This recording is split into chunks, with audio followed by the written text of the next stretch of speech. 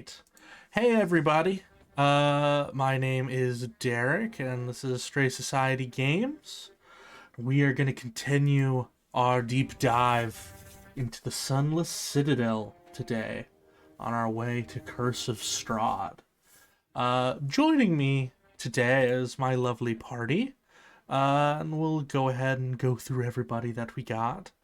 Jen, would you like to introduce yourself and who you're playing? I'm playing Penny Peanut Posy Poppy Your Garden. Yes, absolutely. Give me just a moment, so we'll get her token to pop up. There we go. And next, Chris, if you'd like to introduce who you got as well.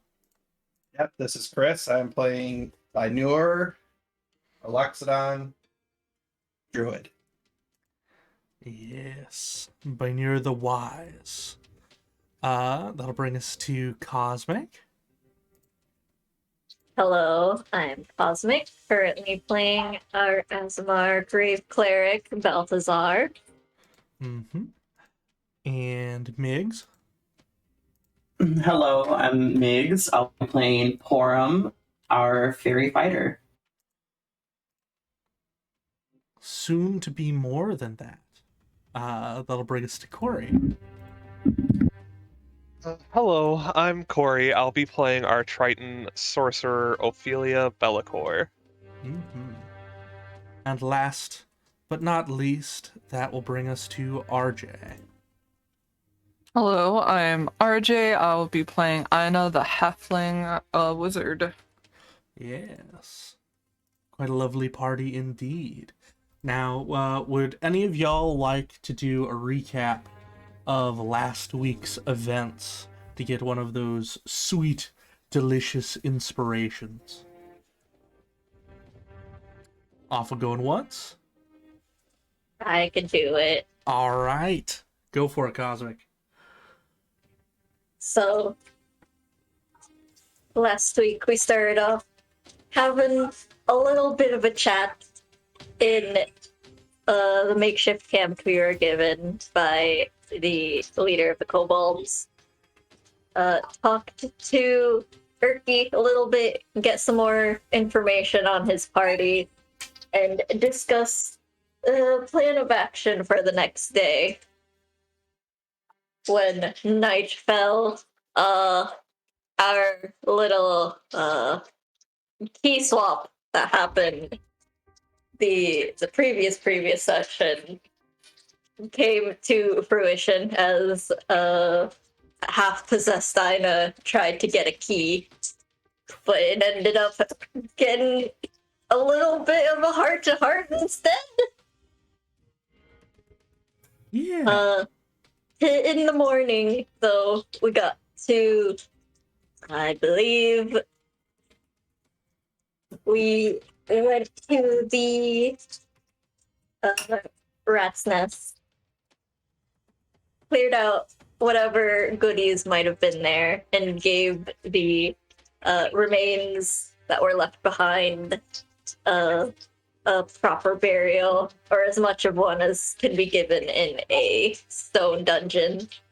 Mm-hmm.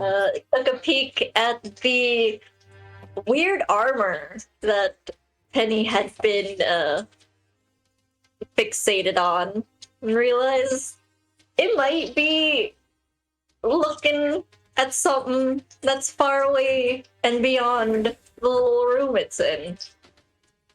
So we decide to take it with us and go to the dragon door, and had some shenanigans occur because of a crystal trap. After the fight, we went through that door, past a riddle statue, and came across it was an imp, wasn't it? I feel like that creature has like a different name, but I can't remember what it is. You didn't quite figure out what it was, but it was some kind of little fiend of some sort. Yes. We found a little man, essentially. A little man tasked to protect the tomb that we were stepping into. But it seemed friendly, and also the poor thing. We realized after putting the armor back in its place and having it open a secret entrance. The thing is a simp. Maybe It a is a little simp bit. imp. A teeny tiny bit. Got convinced to, do this tens of thousands of years job. Who knows how long it's been here. All for a singular forehead kiss. Yeah. But, And Ina made them cry. yep. Yeah. But, after discovering this, the little man decided, I'm too embarrassed and can't save face. I go poof now. Or no, it didn't go poof. It went running, crying. It Poor thing. invisibly gremlined off. Yes. In the little tiny room where we found his contract that Balthazar now has in his head, the teeny tiny parts of the party, the mini party, as it were, crawled into a little crawl space and went to the other side to where the tomb is. Penny activated a lever, raised up a pit trap that was there, and allowed the party to converge into the tomb room. So now we see if we have to fight in the tomb room. Yes, you've gathered here in the place where Bynier's pretty sure the star map he's been looking for is. But also, in addition to being the place where Bynier might find the thing they're looking for, it's also the place that Ina has been looking for. Maybe not entirely to their own will, but through magic that has been cast upon them. So, let me describe the room to you once more. This violet marble tile covers the floor and walls around you, though all are cracked and broken, revealing rough-hewn stone beneath. Sconces are attached to the walls at each corner, but only one holds a torch that burns with greenish fire. A marble sarcophagus, easily 9 feet long, lies in the room's center. The coffin is carved with dragon imagery, and the head of the sarcophagus resembles a dragon's head. Rusting iron clasps firmly lock down the lid, though considering how ancient this place is, they are in relatively good condition. Looks like might take quite a bit of strength to pry them off, much to Ina's dismay. I'm still gonna rush forward and just push on the iron locks. Excellent. Well, they're not even locks, they're like clasps, so you kind of just have to pull them off almost. You gotta bend them away. It's not really even a lock situation. But you can roll me in athletics as Ina runs forward and begins pulling on this. Would that also trigger the curse effect to like make a save to stop, or no? It will, but you gotta roll your athletics first. -1, 11. Yeah, you grab onto one and you begin pulling and tugging, and it doesn't seem to really be going anywhere, but you can roll a wisdom save. Yikes. You still really want to get this off. You still really want to open this thing up. I'll just keep trying. Frenzied. Before we open this thing, since we don't know what's in it, should we maybe reactivate the trap to keep the thing in the room with us? So it doesn't like come out of there and run right into the other room and just go right after the kobolds, potentially? What's the risk of it? Well, of us potentially getting backed into the trap. So, That wouldn't be too bad of an idea. Balthazar says this as he's watching Aina with a little bit of judgment. And I'm just too casual conversation, just a little halfling in the room, frenzied opening, trying to open something. I will say, if you'd like to try again, you can, but if you fail, you will gain 1 exhaustion. As you tucker yourself out. Oh no! Ina's like sweating and breathing heavily. You're starting to feel a little bit tired, and the problem with exhaustion is, yeah, every subsequent try now will be at disadvantage. Do I get to make another wisdom save then? Yeah, you do. Oh, I can't roll that though. Oh, right. Oh. Doesn't. No. No, it doesn't matter. You're exhausted, but you're like, I need to open this up. It's my destiny. Seeing how frenzied Aina is, Balthazar's gonna walk over and just like, yeah, no, he's tall enough. He's gonna pick Aina up by the scruff, like an angry kitten, like the angry kitten that they are. Does Aina have enough energy to fight back? It's not strong enough to fight back. I'll be real. This is my life now. Acceptance, still kind of like making grabby hands at it, but just not moving.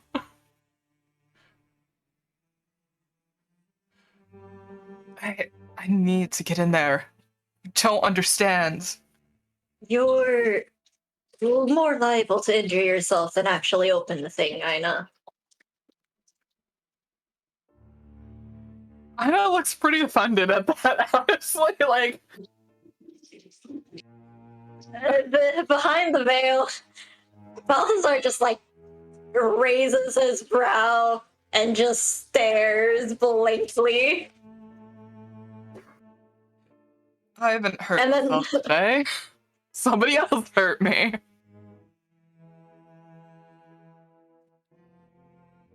Ricky's gonna make his way over to Penny and just sort of like lean in next to her and just go like, You think your friend's doing okay? He seems stressed. Yeah, I'm not too sure. I'm a little worried. Yeah. I think maybe if I gave him the sunflower, it'll help. He plucks the sunflower and his beard out. Think that's gonna do anything. Aina doesn't seem like the type that would like the sunflower too much. Oh. He just kind of deflates a little and puts it back in his beard. That's a nice thought.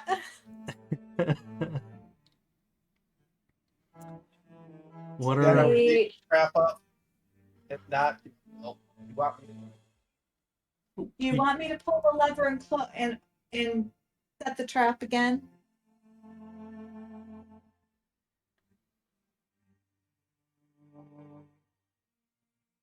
Ophelia, your thoughts? Rum? I'd prefer we keep the trap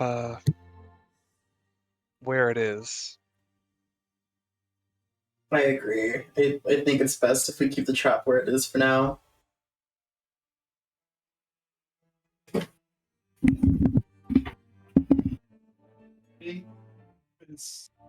it's blast, whenever it pops out, if anything pops out. We'll just have to stand ready if something does pop out. In any case, looking around the room, is there nothing here? No, nothing like stamped onto the walls or anything, or carved in, or like hung on the walls. It's just the sarcophagus. It just seems to be the sarcophagus. Is there any writing on the sarcophagus? Give me just a second to double check. Aside from the draconic imagery, it doesn't seem that there's any sort of writing or text adorning it.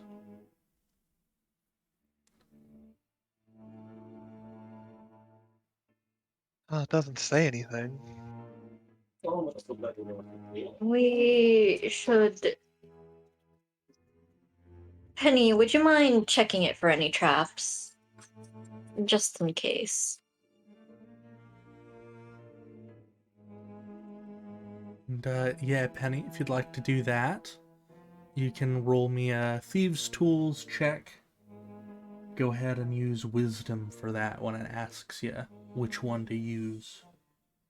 Oh no! Oh no. Then yeah. Then in any case, as Balthazar is asking, he is looking at Aina and looking at the tomb, and is just like, if I put you down, are you going to attempt to open this again? I'm gonna try, but I don't think I can. She's back. You're doing a. Sorry, guys. All good. We were asked if you could check the tomb for traps. So if you'd like to roll Thieves' Tools, you can use Wisdom or Intelligence, whichever one is higher for you to do that.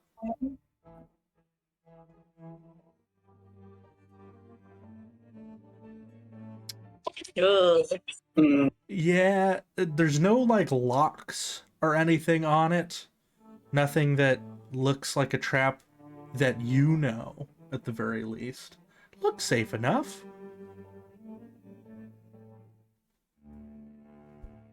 We're sure we don't want to again in case this thing tries to, if there's something in there, it tries to get out and run away. No, I think everyone wants to take the risk. All right, Viner, why don't you try and just tear the things off? Can I just push it so like one is open? Yeah, so there are basically 6 clasps on each side, locking it in place. So you'd have to start trying to pull the clasps off. If you'd like to, you can roll in athletics to do that.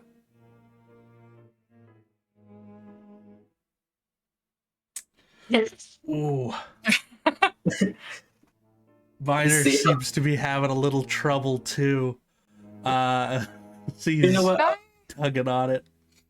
Reach out with my silent speech to see if there is anything that's able to understand me in the coffin. Sure. Can you link silent speech to me real quick?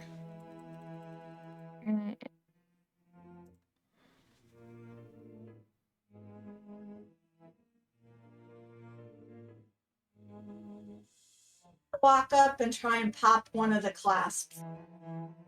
All right. Roll me in athletics. Ooh. Yeah, it is locked tight on there. To any creature within 30 feet of you, creature understands you only if the two of you share a language. Can speak telepathically this way to one creature at a time. It doesn't say anything about something speaking back, right? I don't believe so. Okay. Speak any creature. Creature understands. Yeah, it doesn't say anything about speaking back. Excellent. What language, or what languages are you using? Do you know, rather?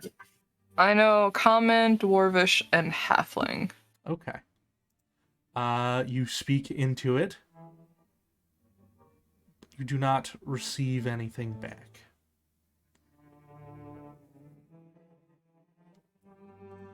I will say, though, as y'all are pulling on this, you are starting to figure out that if y'all decide to work together, you might have a bit of a better chance of doing it. And as long as there are people tugging on this that have a combined strength score of 30, you will be able to move the lid. So, if a bunch of people are all pushing at once, you should be able to do it.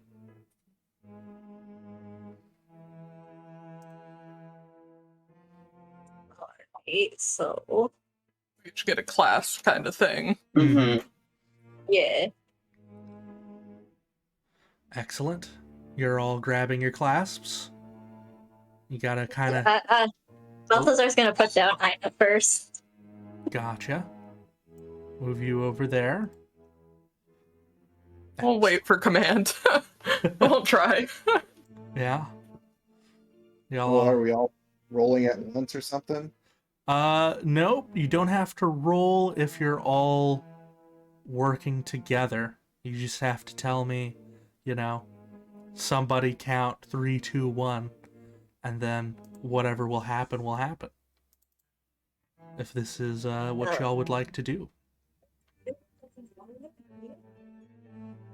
We're opening this. Mm-hmm. I think that's the plan. Alright. On the count of 3 then. Let's see if we can all do something about this. Though, I will say stand ready for anything.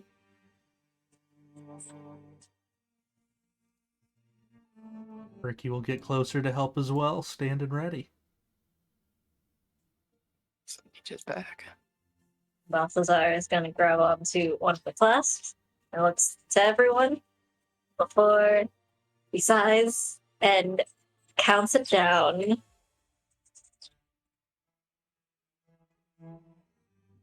3, 2, 1, and push or pull or whatever happens with the thing. Yeah, it's more lift.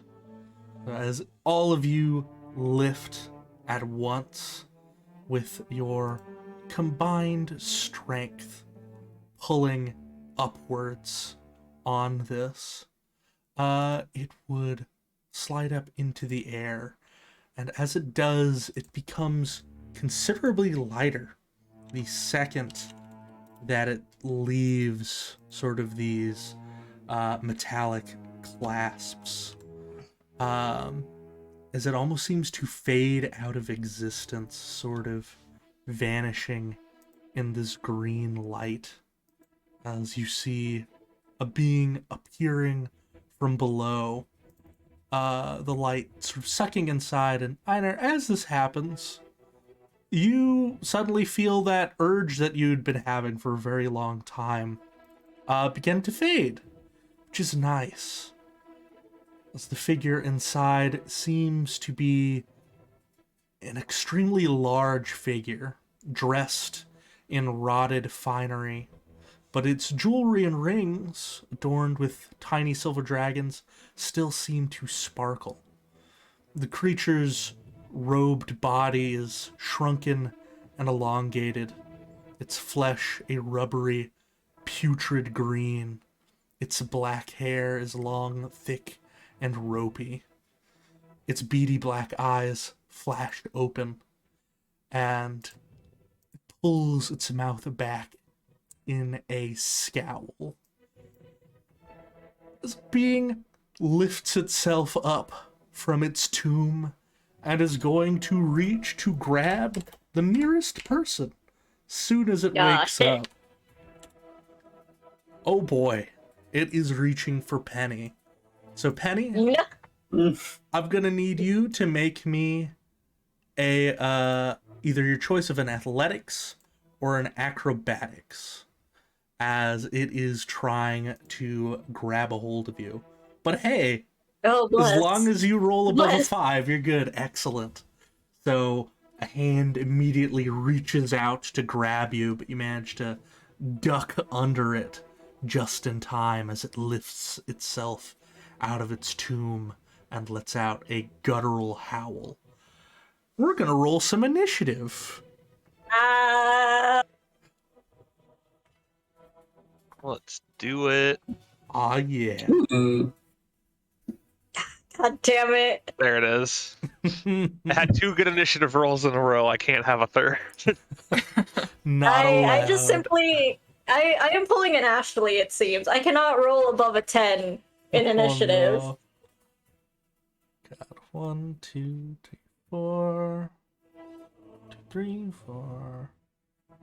6. Yes, everyone's in there. Perfect. All right, so Porum, you see this green figure, enormous, just try to grab Penny as it is awakened from its ancient slumber. What would you like to do? I'm going to go ahead and like jump back a little bit and notch an arrow and try to fire at its eye and blind it. All right, so here is how that'll work. I'm gonna say it isn't possible to do that where you're currently standing. You would have to move back because you would already have disadvantage doing a shot against something within melee range of you. And normally I would say if you want to try and call your shots like that, it would be a shot at disadvantage. So you will have to take a step back and potentially take an opportunity attack if you want to try this. Gotcha. If that's the case, panicking.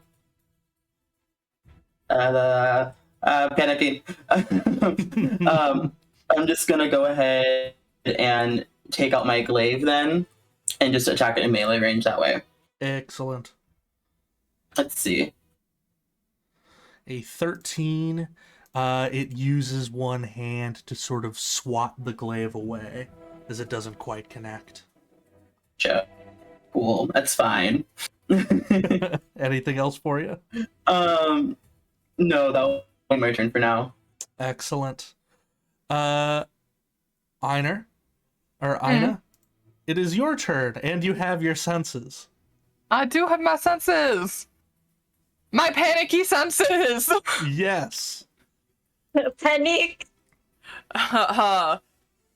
Ina's eyes are gonna just widen severely and just reach into their pouch and pull out, much like Ophelia's broken twig, pulls out one as well and gives it a snap and casts Witch Bolt. So, sadly, the witch bolt sort of crackles against its skin, but doesn't seem to connect the way that you want. No balls. 12 is not high enough to hit. No balls. Anything else for you? Well, I want to take opportunity back, so I'm just gonna sit here and just kind of panic a little bit. Excellent. Penny, that'll bring us to you.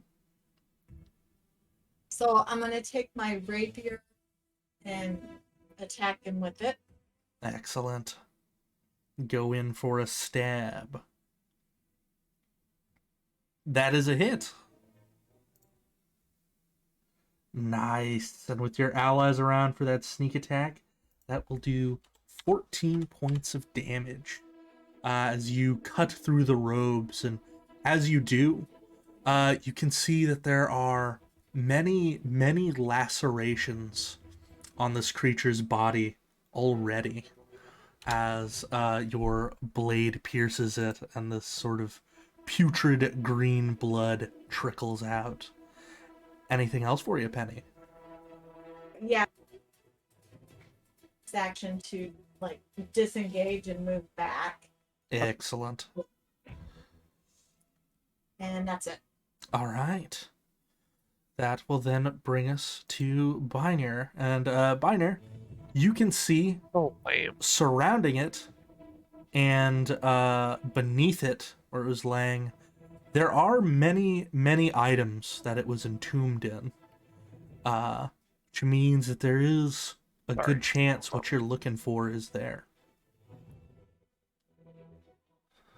Okay, so he'll notice that, but take a mental check of that. Mm-hmm. And for his bonus action first, he'll use Shillelagh, Excellent. and then he will go in for a swing with it. Nice. Fantastic. You smack there. Perfect. For another 11.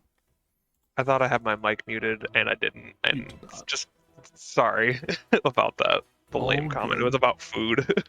It's all good.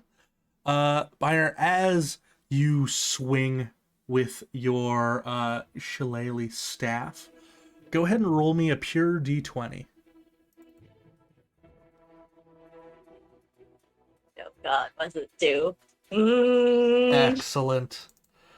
Let's roll a d4. Or actually, only... Yeah, that would be d4. Perfect. Fantastic. Your weapon hits this creature on the back of its head, and its head comes off the sort of puff of smoke, green smoke, and lands right next to Einar, and you see its teeth gnashing where it lands. Which will bring us to Byner. Anything else that you'd like to do?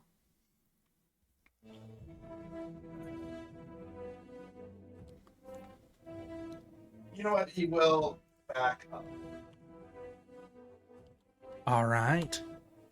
Taking a step back, and as you take a step back, the body is still flailing around, so it is going to make a swing at you. For 12 slashing as it sort of rips across your hide. Which would bring us to Balthazar. God. Oh boy.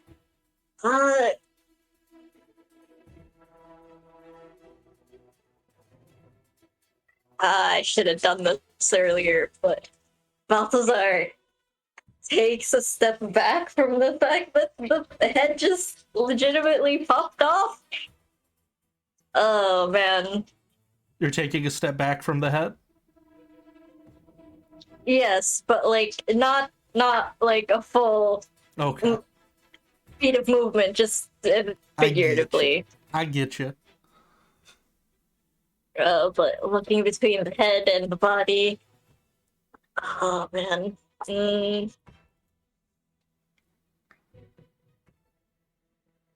What can he do here? Gonna take out his wakizashi and oh god. Seeing as it freaking just popped out of the popped off the head or the body of the main thing. He's gonna take a stab at the head first. All right.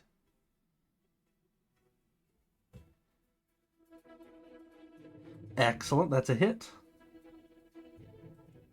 Alright. Fantastic. Hey, nice. As you pierce through its skull, the gnashing does stop. Okay, good. Yeah, Balthazar's just mumbling curses under his breath. I can't do much else. Why does Eyes of the Grave have to be an action, not a bonus action?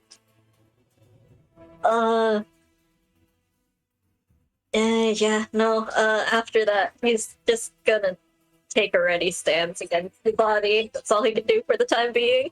All right. At the start of the torso's turn, you watch as its neck and wounds begin closing up. Seems to have some sort of regenerating factor. In fact, it looks like it hasn't regrown a new head yet, but you do see as the neck begins growing just a little bit longer, as if the process has started. And it is going to do 2 swings with its claws, one against Balthazar and one against Porum. Swings against Balthazar, and then swings against Miss. Porum. Oof. Is a 20 hit? Yeah. Excellent. It will slash across your chest then for 11 slashing damage. Or actually, wait, it might not. Because it does have disadvantage right now. Because right now it is blind. Because it has no head. Yeah. So give me 1 second. Does an 18 hit? We'll keep the 11 damage. Yeah, 18 will hit. Alright, so yeah, it'll do 11 damage to you as it's sort of flailing around and slashing. Which will bring us to Ophelia.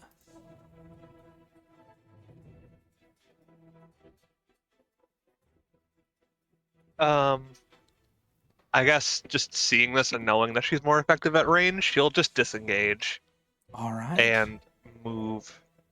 I will back. actually let you know something neat. They can't take opportunity attacks against you if they can't see you. So you can actually move away without having to disengage at the moment. Cool.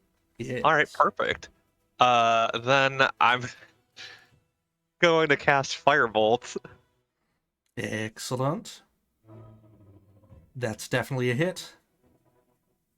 For 2 Yikes. fire. I know. Still afraid of fire. Yes. And as He's that also nervous about casting it. fire crackles against it, you see, as it seems, at the very least, its regeneration is slowing down significantly.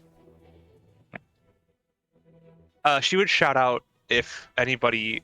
Fire's halting the growth, the regeneration process. If anybody has anything, I suggest that they use it. Very nice. That will bring us to Urki, our good boy Urki, who... Does he have any spells left? Or did he use them all the other day? He did not use them all the other day. So he is going to go ahead and run up to Porum. So Porum looks like they're maybe in the roughest shape. And Urki's going to do a Cure Wounds on you. For 4 HP. Thanks, Erky. Yeah. Give you a little pat on the shoulder. And then tell you to go. So Porum, it is your turn. Porum's just going to try smacking at it again. This time I want to see if I can maybe aim for the chest area. Let's see how I do. Alright. I don't do well. Yeah. You do have advantage because it is blind. So you can roll once more. Okay, let's see. That is a lot better. That is a lot better. 8 slashing. 8 slashing. Excellent. And how, if I might ask, do you take the body down? I kind of just want to bring my glaive down, like kind of at like the clavicle area, like where the neck and like the collarbone meet, and just slice as far as I can down. Excellent.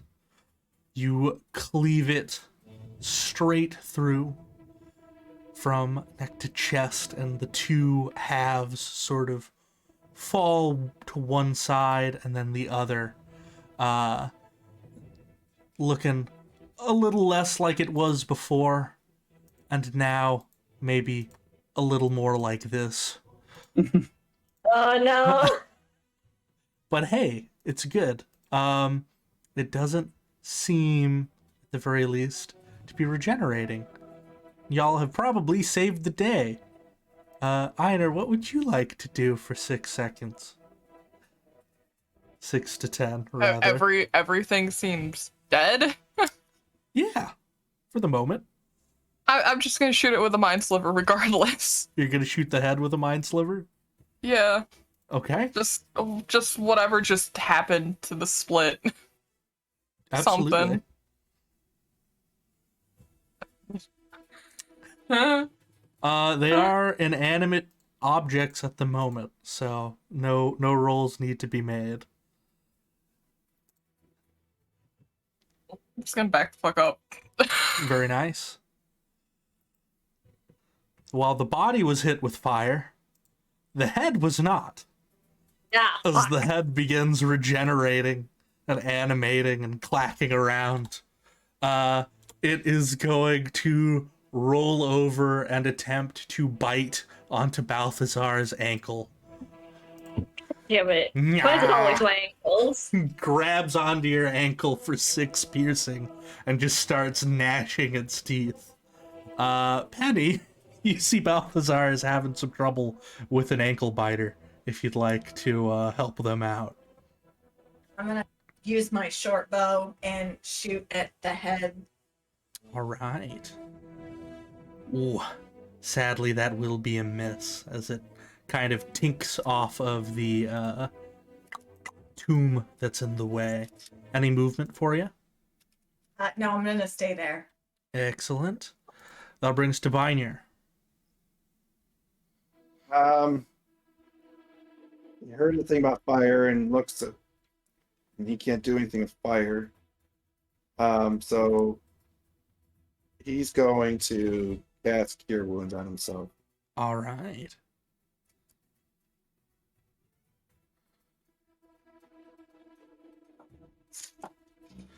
Eight healing, very nice.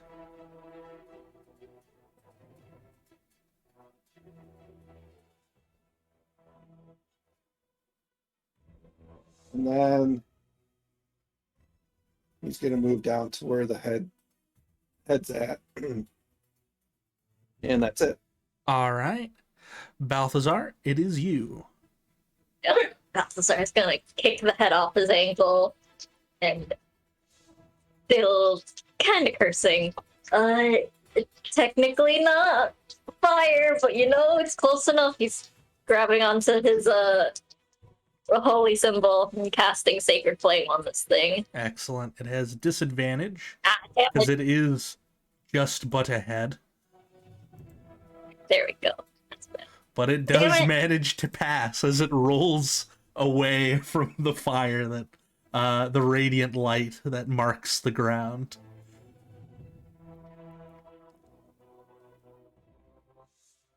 Yeah, that's all he can do.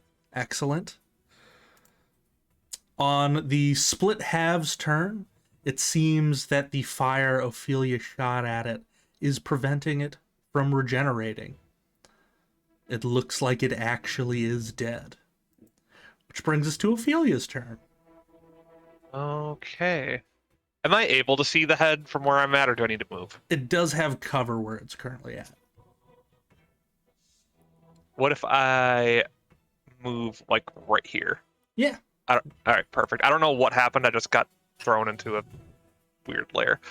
Okay. So now that I see it, I'm going to do the same thing. I'm just going to, put 2 fingers together and just let out another firebolt Excellent. with just, like, a huff. A 16 does hit. For 3 fire. Doesn't quite kill the head, but it does seem to no longer be regenerating its face as it's clacking its teeth angrily. That will be my turn. And then she'd probably say something, words of encouragement to Urki or whoever's next to try to just finish it off. All right. On Urki's turn, they are going to get over here, and they're going to use the help action by putting their foot on the head and trying to hold it still so Porum will have advantage on it. All right, Porum, it's you. All right, let's try to finish this. Let me change the advantage real quick. Come on. Nice. Ooh. You have to do Finish. 2 points of damage. Let's hope I at least do 2. How do you kill the head? I kind of want to play golf with it and Absolutely. smack it with my glaive and just smack into the wall. I could do you one better. So you go 4 and you smack it and it flies and ends up bouncing. Or no, wait, this place is open. So it's going to keep flying forward and hit the wall over here, and then just sort of fall to the ground with a splat. And because of the burns, it seems like it is no longer regenerating.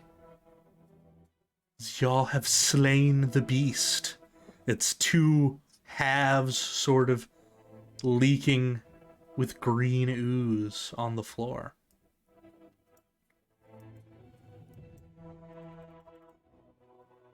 Y'all did it. That was disgusting. Just a little bit. That was interesting. Designer, could you help move the house?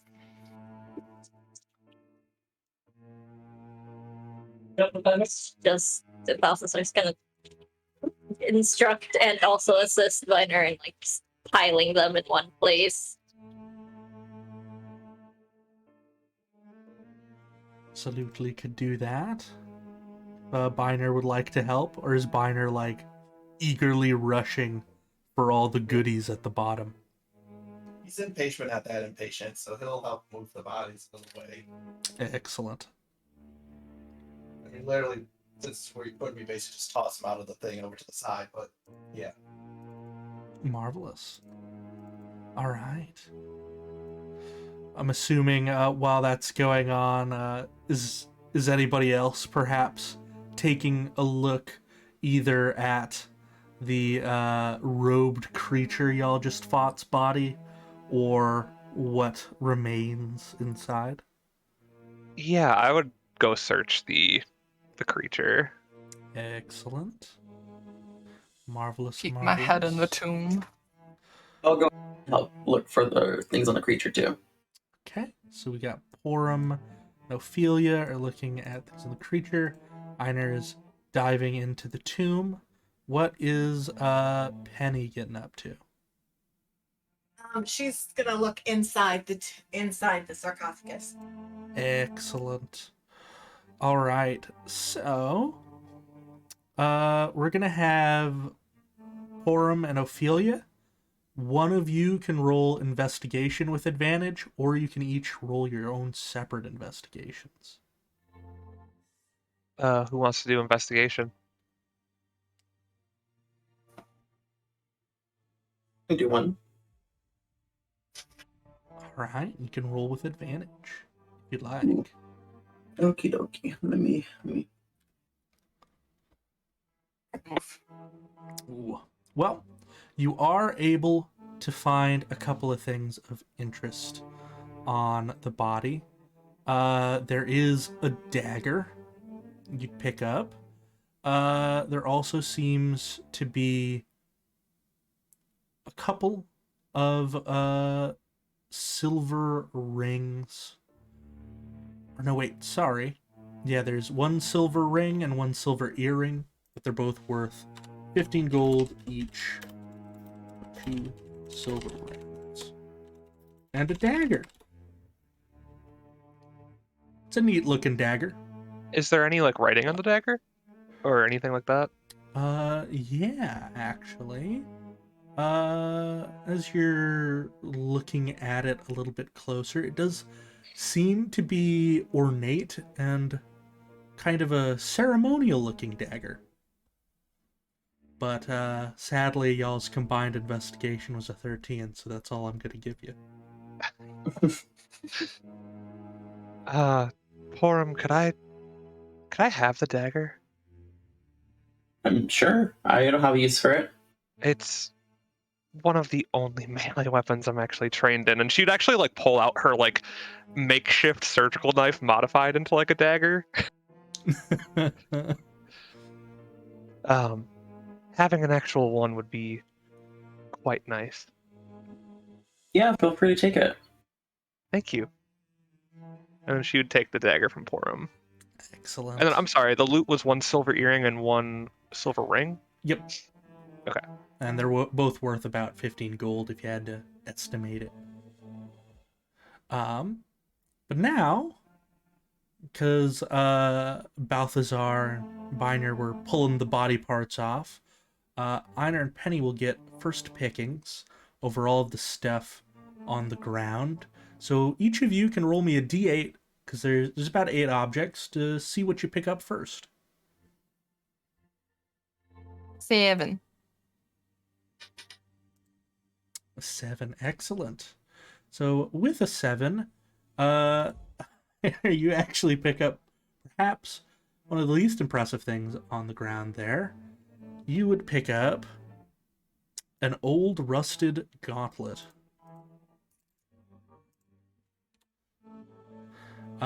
Whereas Penny, when you reach in, you would pick up a ring made of ivory.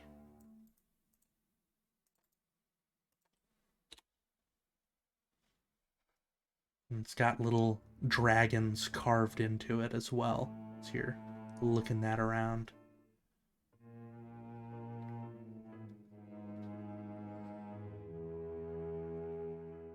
I like to imagine Ophelia's testing the dagger and the troll corpse. Well, I definitely can't wear armor, so this is...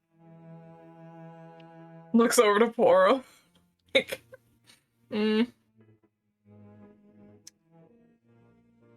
Might be a little too big for him. looks to Biner and knows that druids don't wear metal. Just kind of like... sets it on the ground. Like, pat, pat. Penny, would you be doing anything with the ring?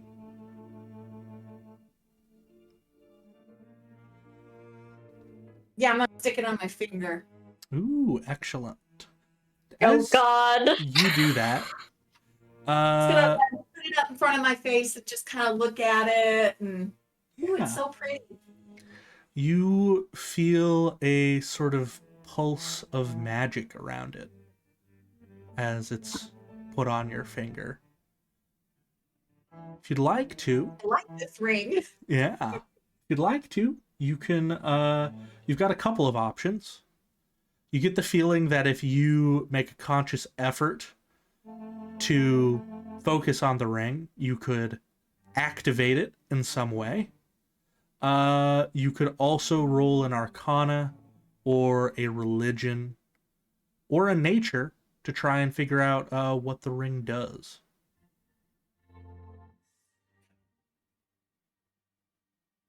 Should I do Arcana or Nature? No, I'm gonna do. Mm-hmm.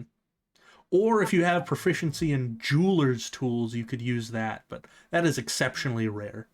Yeah, I don't. So I'll do Nature. All right. Nice.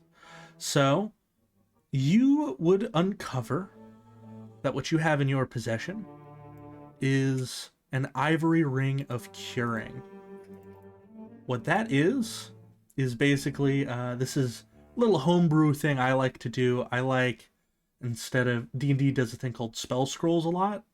Instead of using spell scrolls, I like to put them into little one-time use items. So this works as a spell scroll of Cure Wounds at 2nd level. So basically you can activate this ring once to cast Cure Wounds on yourself at 2nd level. And the other thing is, as opposed to normal D&D spell scrolls, I say anyone can activate any of these. And the modifier it uses is just going to be as if you had a 20 in that stat. So yeah, with this ring on your finger, I know that's especially if you're a new player, that is a lot of complex words, but basically all you have to do is let me know that your ring lets you cast Cure Wounds at 2nd level. Tell me who you want to cure with it, and I can tell you how much HP they get. But yeah, you can cast Cure Wounds once with it. Does the ring disappear after you use the spell, or do I still have the ring? You do still keep the ring, and in fact, if you spend enough money at somebody who's knowledgeable in magic items, you might be able to get it repaired so you could use it again. Okay. Are sort of infused with magic again. Okay.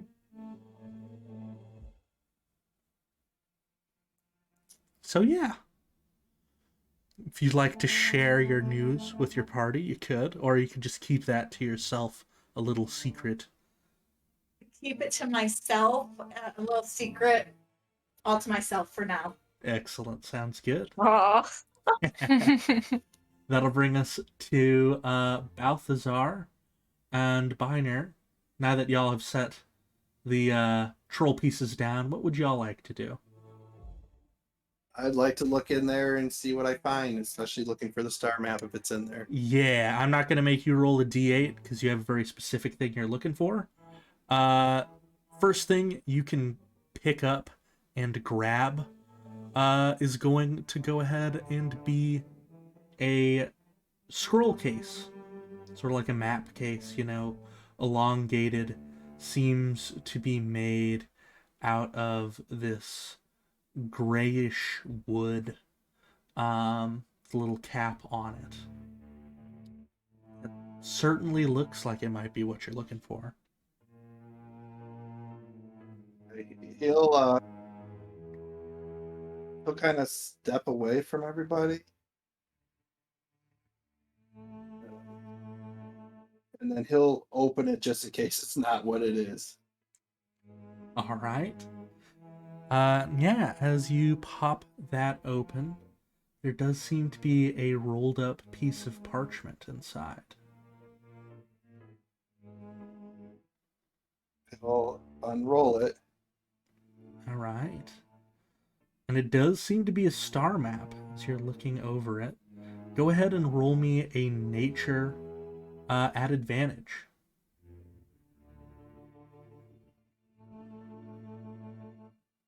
Nature.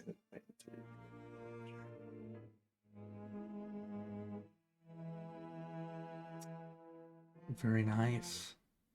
As you're looking at the star map, though, something about it seems wrong at first, and as you squint your eyes and look at it, first it seems that stars aren't in their right places from what you know of the night sky. But the more you look at it, the more it dawns on you that what you're looking at here right now, these aren't our stars. These are stars for somewhere else. And in addition to that, I'm going to let you know that you get sort of a gut feeling that there's something else about this that you're missing. You didn't quite roll high enough to get it this time, but definitely something that you can study every time you take a long rest.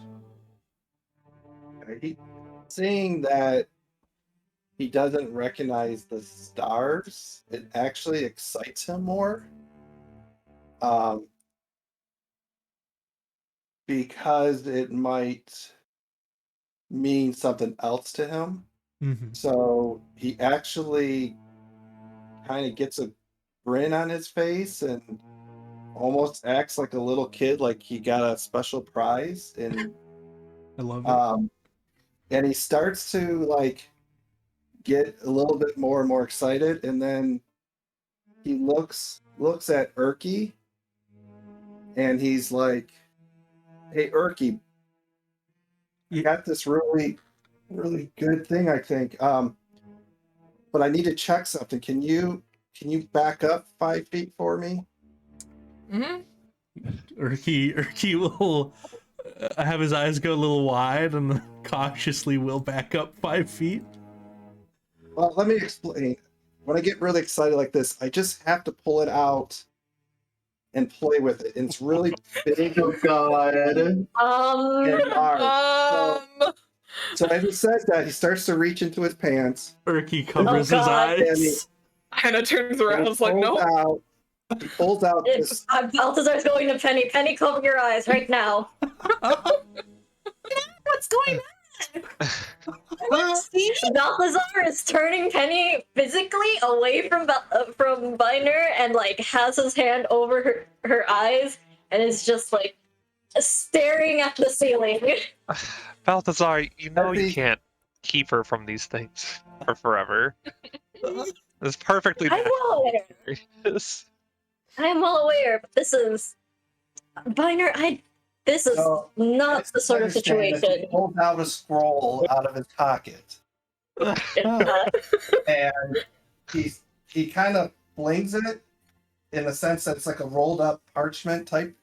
Yeah. And as it goes out, this thing just keeps rolling to about 10 feet long, and then it has some type of a magical property to it where it then starts to unfold itself and basically makes a 10 by 10 size piece of paper. Oh. And on it, you can see a whole bunch of markings. If you get close enough, you could maybe get a look and see what's actually on this parchment.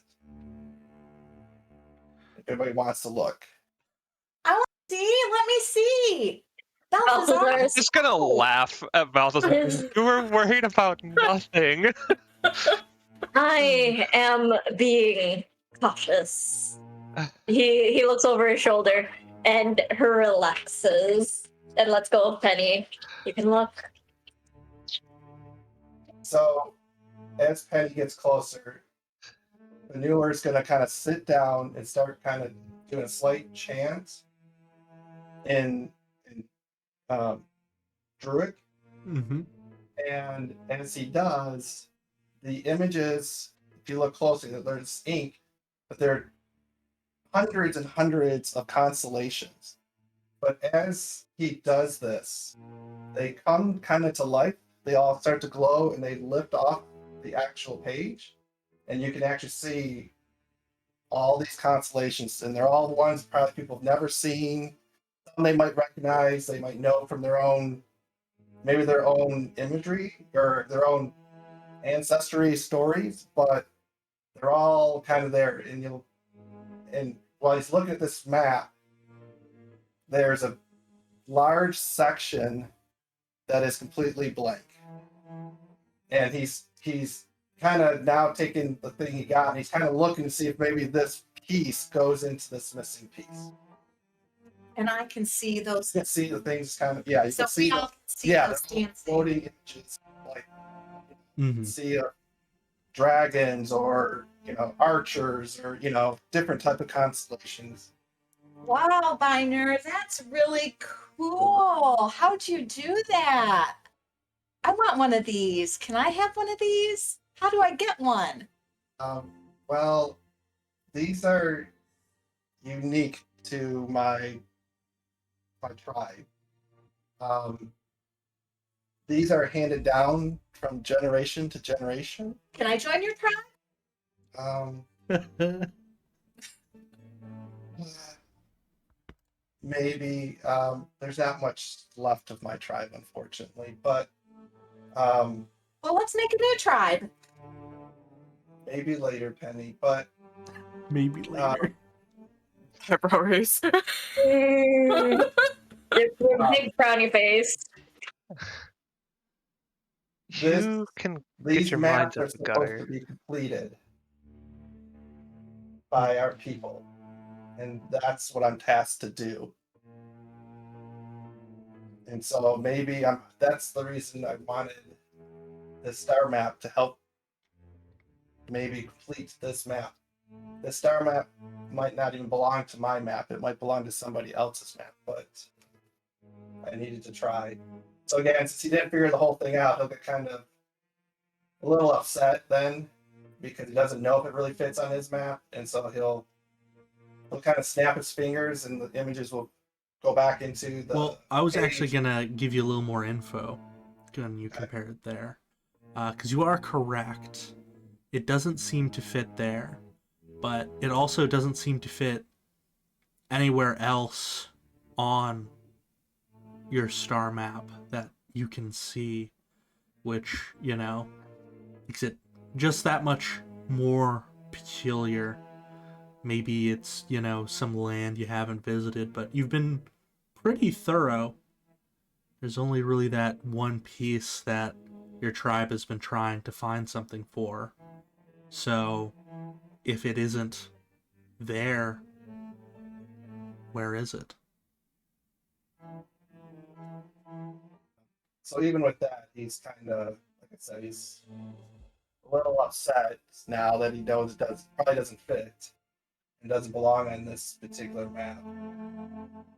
So he'll snap his fingers. The images will recollapse back into the page. The pages will kind of roll themselves back up, and the scroll will roll itself back up, and he'll tuck it back to his pocket. All right.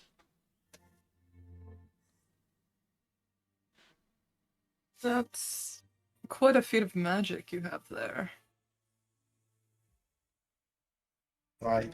Thank you. I've been, like I said, grew up studying this, and it's what our ancestors followed the stars, and we got this magic and a task for our people, and unfortunately there's not many of us left, and I'm not a young chicken anymore, so I grow concerned that I won't be able to complete my map in time, and I unfortunately don't have anyone to pass it on to anymore. And So he's gonna walk up to Binur and just pat him on his knee, and we'll help you find it. We'll do the best we can. It's okay. We'll find it. he'll kind of just smile at her, and it's like, thank you, Penny, but what I need to find might be weeks or years away from where we're at today. So I don't know, but enough of me. Is there anything else interesting inside that stone box over there? There certainly is. So anyone who would like to, and Minor, because you had that specific thing, you can also make a roll. But anyone who hasn't already made a roll, y'all can all roll a d8 if you would like to search in there. If you're cool not digging around in the tomb, that's completely fine too. He said I could roll a We d8 broke it open. for something. Did not mean to press that twice. Oh, good. So, What? intimidation. Oh boy, the intimidation. Oh, I think it's a d8. You said, sorry. Yeah, just a d8. He's blustered. You know, everyone's thinking he's a sexual pervert, and He was just putting it out, you know? You did not help with your words. Yeah. All right. So we're gonna start with Balthazar. So yours. Ooh. Balthazar, you would reach in and pull out some old boots that seem to have faint runes spider webbing across them. Ooh. Yes. We'll go in order. So Do you pull they those feel out. magic? Are you gonna put them on, or do you Not want to immediately. roll an Arcana or a Nature to get a look at them? Let's see. Oh, think. Yeah, no. I'll attempt an Arcana. Yeah, or Tailor's tools if you have that. Nope. Yeah. You know, they're pretty neat looking boots. Probably not magical.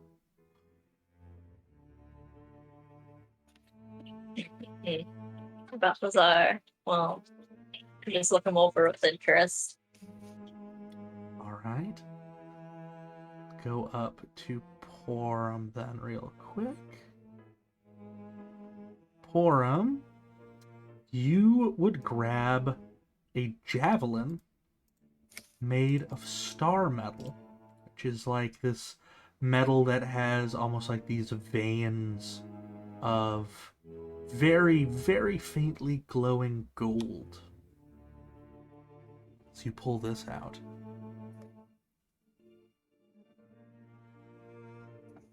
Nice. It is nice. Would you like to investigate it in some way? Sure. If you've What got should I? So, if you've got proficiency in blacksmith's tools, we can use that. If not, you can use your choice of nature or religion. Mm, they're both the same. Let's see. Oh, no. All right. Not too bad. So, you're pretty sure that you can heft this up before you throw it at somebody, and it's got enough magic in it that if you call upon that magic, you can use it to fire a guiding bolt at somebody, 2nd level. So it's another spell scroll item. Basically, you throw it and it'll turn into this radiant lightning bolt before it smacks into somebody. If you want to mark that down on your sheet somewhere. Yeah, I got you. Excellent. That will then bring us to Biner. Got a 5. Biner, you pull out a silver inlaid, perfectly preserved leaf.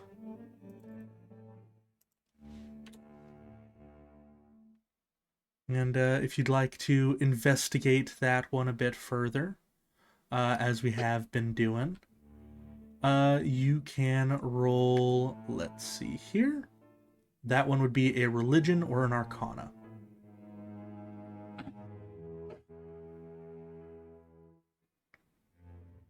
Oh, snap. Yeah. So you know this one, you can place it on your tongue and use it once, like a spell scroll of command.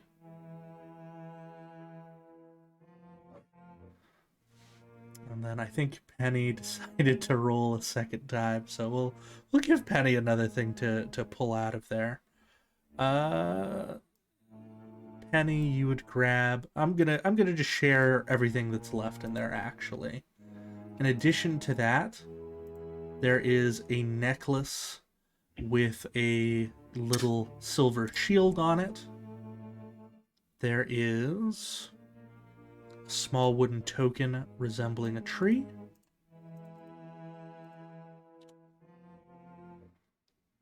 And an onyx ring that has the exact same symbols on it as the ivory one.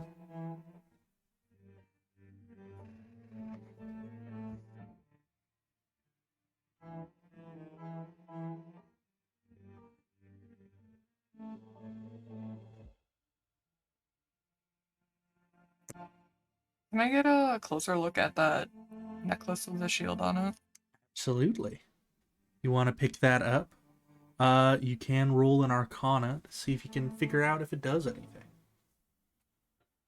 16. Excellent. So when you've got that, you can activate its magic. It will work like a scroll of mage armor.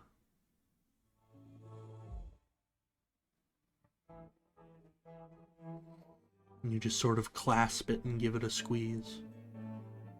Did I take out the onyx ring? Absolutely. That one will be just a religion roll. Ooh. You're having a hard time figuring out what it does, but if you do decide to put it on your finger, it will have a similar pulse of magic that you could choose to activate, or you can hang on to and study a bit later, which would be during a long rest. Yeah, I'll put it in my pouch Sounds for good. now. And then can I take the little wooden token? Absolutely. And to figure out that one, you can roll any of the 3: Arcana, Religion, or Nature.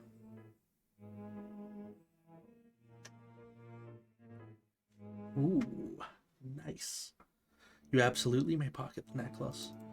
So that one is a little bit unique. Give me a second. So that one is the only one that is different from the others. So give me just a moment. Where is it hiding? There we go. It is a feather token. And I will have to actually delete some stuff because it is being weird and would give you misinformation. So, just a moment. So I delete everything that it is not. Perfect. So, what you're looking at here, as you're gazing at this, it's a feather token. It's got a picture. It looks more tree-like than like a swan, of course. But it is a Qual's feather token. And, yeah, essentially, you can use an action to touch an unoccupied space in the ground, and the token will disappear, and in its place, a non-magical oak tree springs into existence. It's super tall and pretty thick, and it's got a bunch of branches. So you have a pocket tree you can plant. Cool. Yeah. I like.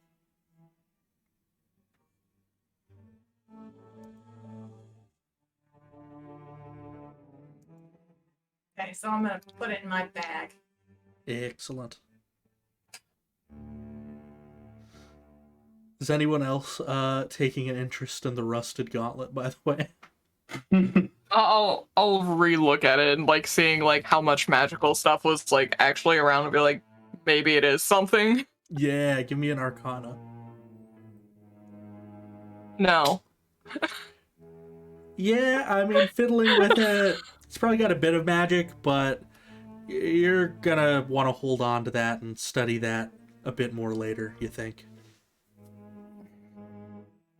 Pop it into a bag. Or you could just activate it and see what it does right now. It's true, I could, but probably not the greatest idea. I'll kind of attach it into my bag for now. Look at it on a rest. Excellent. All right. Speaking of resting, how's the party looking now that y'all have found all the things that you want to find? I wish we took a short rest before. All right.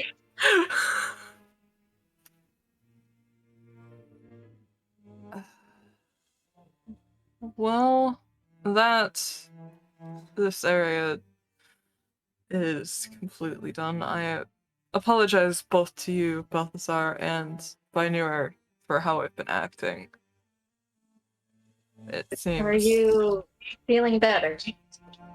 I am. That seems I'm no longer influenced.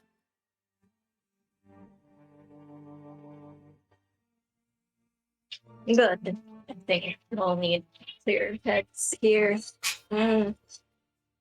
Looking into the tube, has it been picked clean? Is there nothing else? No hidden catch? Let me double check, but I believe that is everything. Indeed, that is all that you've been able to find. And I will say, because I said it to the other folks, or no, wait, you got a nat 1. Yeah, you're pretty sure your boots are non-magical. All right. That'll be checked later on. But Bufflin's gonna look to Binur. All right, it seems like it's clear. Binur, could you help me put the body back in? You might as well not I'll leave burn it in there. Yes. Cleanse the body. Hopefully cleanse the spirit. And Should we get the head? Balthazar's already collected the head and piled it on top of the body Excellent. earlier. Oh, okay. All right. He'll help lift and throw the body into the tomb. Fantastic. Y'all gonna bonfire it? Roast some marshmallows, take a rest, watching it. Yes. Balthazar is gonna do as he did the last time. Take the cold water, cleanses the body, does a bit of rites, and asks Ophelia to set it ablaze. You know, I'm starting to think that you just don't ever carry a torch with you or anything. Oh no, I do, but it's just more convenient with magical fire. I was kidding. And then she'll yet again just like, point her palm towards the corpse and just cast firebolt on it. Excellent. It's kind of fun that y'all are doing this because there was stuff on the body that y'all didn't quite find. There's a little pocket inside the coat, but once the coat burns away, y'all would be able to find a few more things. There is a silver amulet that is worth 15 gold, it looks like, as well as a pocket full of money. So there is 220 silver and 50 gold. Nice. Yes. Remains after the rest of the body has burned. Is there anything special about the amulet? As far as you can say, picking it up, looking it over, I won't make you roll something for it. It seems to just be a nice fancy amulet with a dragon on it.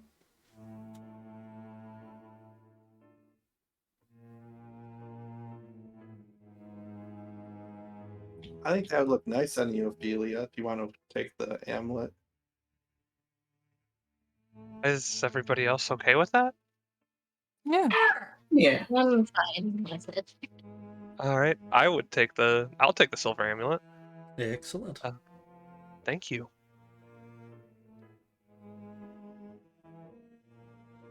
I'm filling out the party loot, so. Sorry if I'm quiet.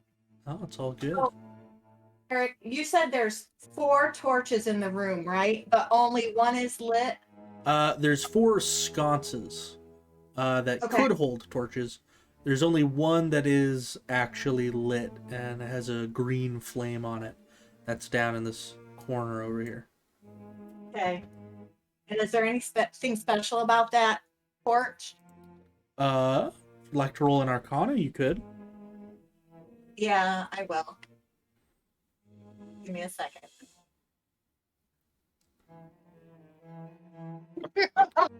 No, pretty. It sure is a green fire. I like that pretty green fire. Can we take it with us? Can we take the torch with us? It's pretty. We might need some light for when we go down in our little tunnels.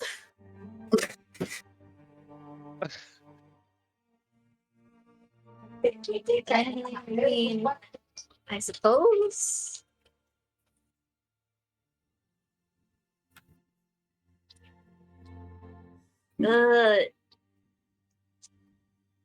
Right, Penny is too small. Biner's there. It's fine. Just pick it up. The Balthazar is picking it up? No. Viner's the closest tall person next to her and next to the torch, if to get it. He'll reach and grab the torch out of the thing. Excellent. You reach and you pick up the torch. And as you do that, the green fire is flickering in your hand. Y'all begin to hear a rumble. Oh god. Oh. As the tomb begins to shake. Oh. And Viner, what did you do? Going. Oh. y'all might like to roll an initiative again. Oh. Damn it. Oh, I wanted to rest. But initiative did not make it up. All right. So, today we get to try something kind of neat, kind of new. Did we get an initiative from... There's Porum. Excellent. So yeah, we're going to try something a little new, called a skill challenge. So, a skill challenge is basically when the party is in a situation they need to get out of that isn't a combat. And basically, what it is a chance for you to get really creative. It doesn't necessarily even use spell slots or things like that.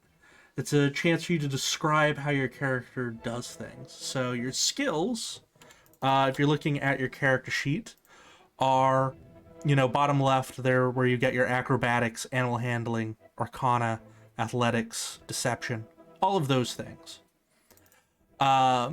Basically, when it's your turn during a skill challenge, you tell me the skill that you want to use to help you get out of this situation. And it can be as creative as you want it to be. It can be as straightforward as you want it to be. It could be like, I see stones falling in front of me. I want to use perception to see where the next ones are going to fall so I can dodge out of the way. Or you can get as creative with it by being like, let's say you're a spellcaster, you have a magical subclass. You could be like, I want to use Arcana to do this thing, and then you describe a spell. It doesn't even necessarily need to be like a spell your character knows, as long as the flavor fits and it helps you get away from all the rocks that are falling. Go for it. Be creative, be cool, describe how your character's doing the cool thing, but keep in mind that if you don't roll high enough on your skill check, something bad will happen. And depending on how high you roll, that will be, for this particular skill challenge, how far you manage to run, essentially. So, Aina, you got the top of the initiative. What are you going to be doing as you hear the roof begin crumbling above you? Solid chunks of stone falling down. I'm gonna look towards to where they pulled out the thing and try to determine really quickly if putting it back with Arcana would help it, or if we have to straight flat run. Mm-hmm. Absolutely. Give me that Arcana roll. 23. Yeah, you're pretty sure with your Arcana roll looking at this now. The correct course of action is to scream run and tell everybody to run. In addition, though, because you chose to roll Arcana about the torch specifically, it's an ever-burning flame. So you have a torch that'll never go out and doesn't produce heat. So that's neat. I'm just gonna scream keep the torch, but let's go. Let's run. Excellent. And you begin running out as fast as you can, which gets you about 60 feet over here, which will bring us to Balthazar. Oh, the other thing I forgot to mention about skill challenges, when you use a skill, you cannot use that skill a second time in the same skill challenge. So Aina cannot use Arcana again now that they have used it. But Balthazar, what would you like to use? Oh god.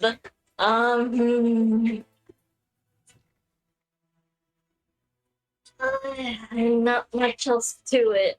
Balthazar's just gonna keep track of the lines or the cracks forming on the ceiling as he tries to help guide everyone out, essentially. All right. Would you like that to be investigation, perception? What you use it? Survival? You know what? Investigation, perception, same thing for me. Let's go with perception. All right, give it a roll. Ooh. All right, so how I roll this, you do still manage to run and get the same amount of distance as everyone else, but on your way, you're so focused looking at the cracks on the ceiling that you don't notice that the spike trap that y'all had deactivated has sunk back down into the floor. One of the harpoons shoots up as you realize you have to jump over it and nicks you in the leg. And that's gonna do 6 points of piercing damage to you. He's gonna yell back that the trap's been activated again. Be careful. That'll bring us to Penny. Penny, how are you going to be trying to get out of here? Well, since I know I have to jump over that little pit there, I'm going to use athletics. Excellent. Yeah, you managed to do it beautifully as you run across, leaping over the pit as a couple more harpoons shoot up from the bottom, but you manage to sort of side angle yourself just right to move past.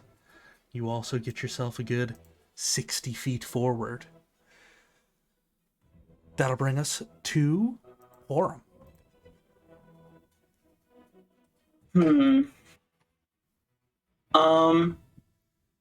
I will just like to use athletics just to see how long my little legs were gonna get me there. Excellent. Perfect. Yeah, so you're running on your legs and using your wings as you fly past a few spikes. If you'd like to describe how you do it, if you want to add any flair to it, this is definitely perfect time to do such things if you'd like to. For flair, I don't really know. Just I kind of have my arms out like Peter Pan. I guess. I love it. That's like the only thing I could think of. I love it. All right. That'll bring us down to Ophelia. I guess quick question: how is Erky reacting? Is he scared or? Yeah, he's freaking out a little bit. So you could use a charisma skill to help him out as he goes. Just gonna do that. I was going to try to persuade Erky to, steal his resolve to make it out of here. Excellent. Perfect. And this actually allows me to introduce a new rule that I have, which is once during a skill challenge, each person is allowed to help one of their friends. So would you like to do your help with Erky? Or would you like to save that? Perfect. I'll do my help with Erky. That'll be yours used up. So he's going to have advantage on his next one. That you tell him that it seems that his resolve is somewhat steeled. And yeah, do you want to add any flavor as you run past the traps after saying it?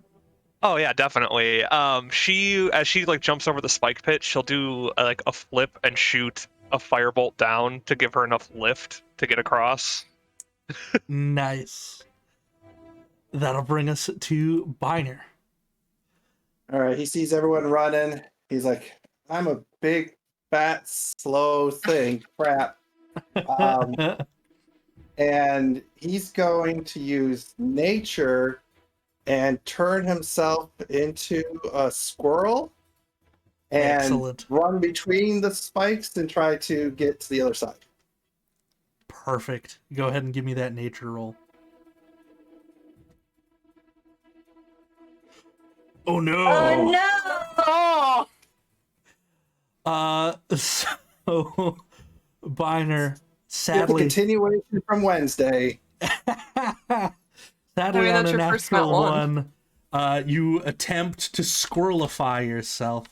Before you can, a big rock comes falling down and smacks you for 3 points of damage as it lands on you. And this will also let me do another thing, which is you can use your spell slots for healing.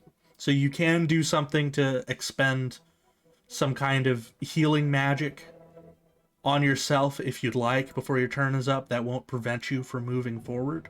So, Biner, if you'd like to do that on yourself or one of your friends, you can.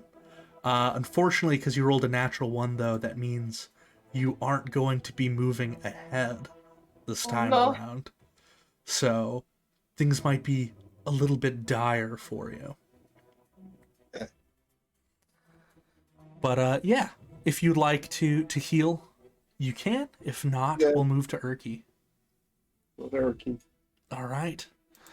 Urki, on his turn, is going to look at you with, rocks falling on you.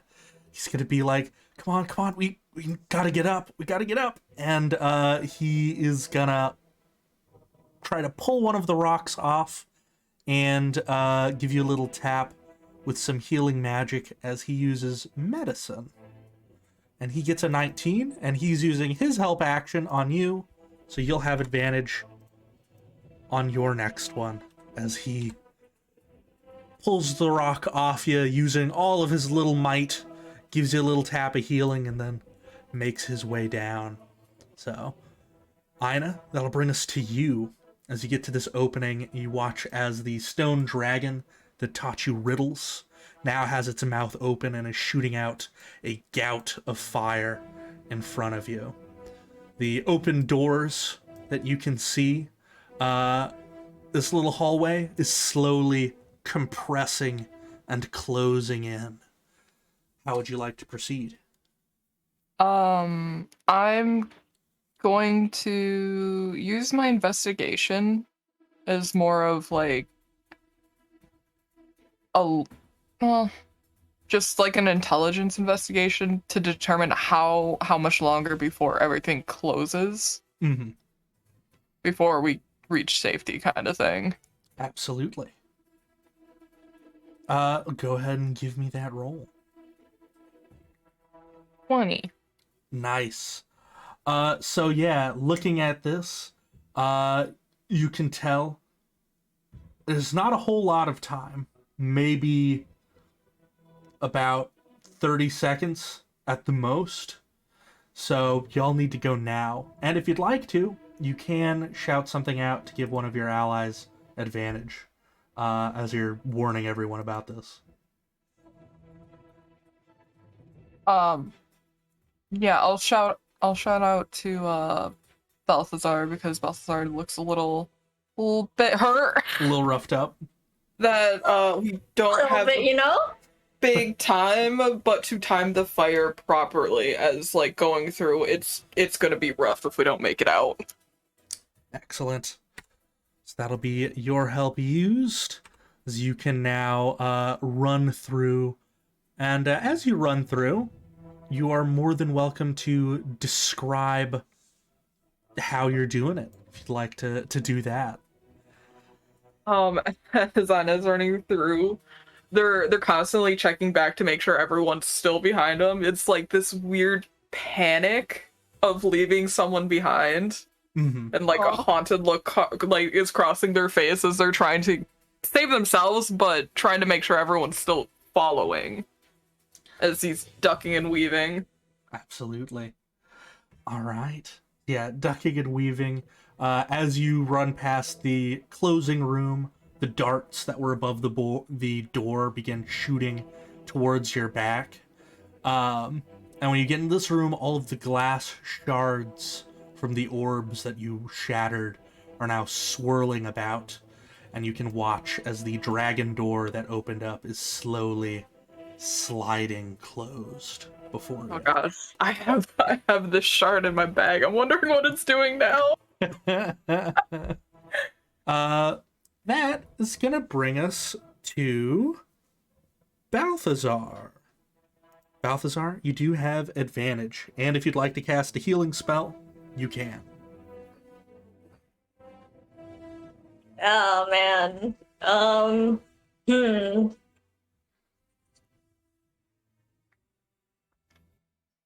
I'm safe to feel for everyone else though. I'm also fucked up.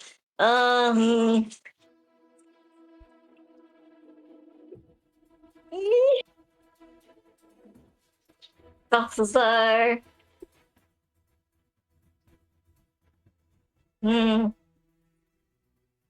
He's Yeah, no. He's gonna try and do a quick medicine to at least bind the the stab wound he ended up getting from the triggered trap back there. Mm-hmm. Just to keep balance. All right.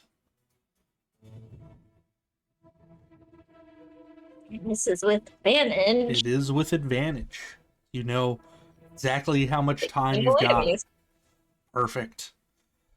And if you'd like to patch someone else up while you're there, you could potentially give somebody else advantage on their next roll if you'd like. He'll do it with Porum, because Porum looks also kind of fucked up. Excellent. Would you like to describe how you get all the way into the next area? It's shooting fire at us, right? The big statue? Yeah, the big statue is firing out fire. Arrows are shooting out at your back as this hallway is closing, and there are shards of glass flying around in the room you're currently in. Or at the end. Balthazar is going to duck under the fire being shot out from the dragon as best as he can, and as he goes through the darts, he is essentially like skidding through on his knees underneath the darts as well, and comes back up to his feet. Excellent. All right. That'll then bring us to Penny. Penny, how are you gonna continue on your way out? I'm just gonna use survival and run as fast as I can. We'll see you over there when we go through the room. Excellent. Beautiful. And if you'd like to give a tip to anyone else, you can. You can also save that for the final roll, which will be when you get to the end there. I think the only person who doesn't have advantage right now would be Ophelia or Urki.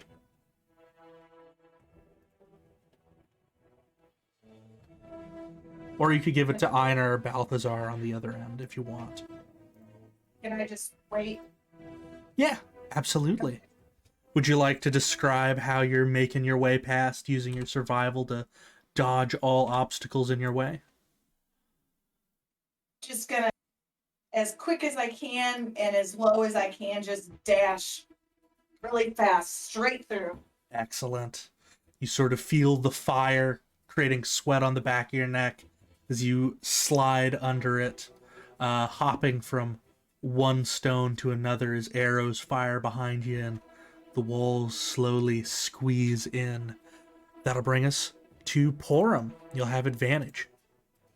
Ooh, okay. Let's see. I will go ahead and use perception question mark to try and time out this fire trap. Excellent.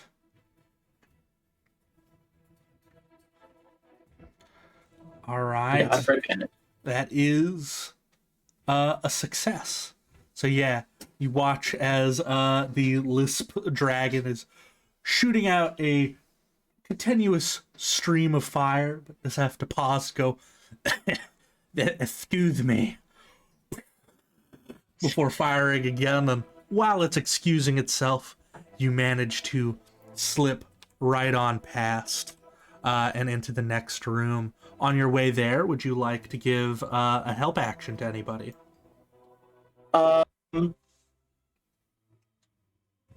In this new room or the room I just left? Either or. At any point as you're going through, you can do this. I'll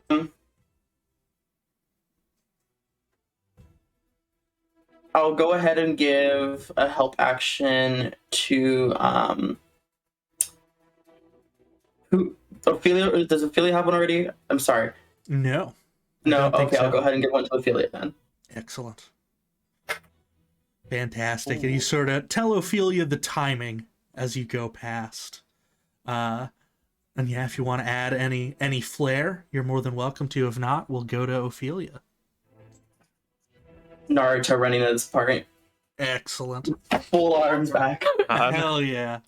All Storming right. area 51. Ophelia, it is you. This time she's going to rely on the same trick that she got past the spike trap and use Arcana to try to channel her magic into ways that she can use to sort of like dance through the flame and the arrows. Excellent.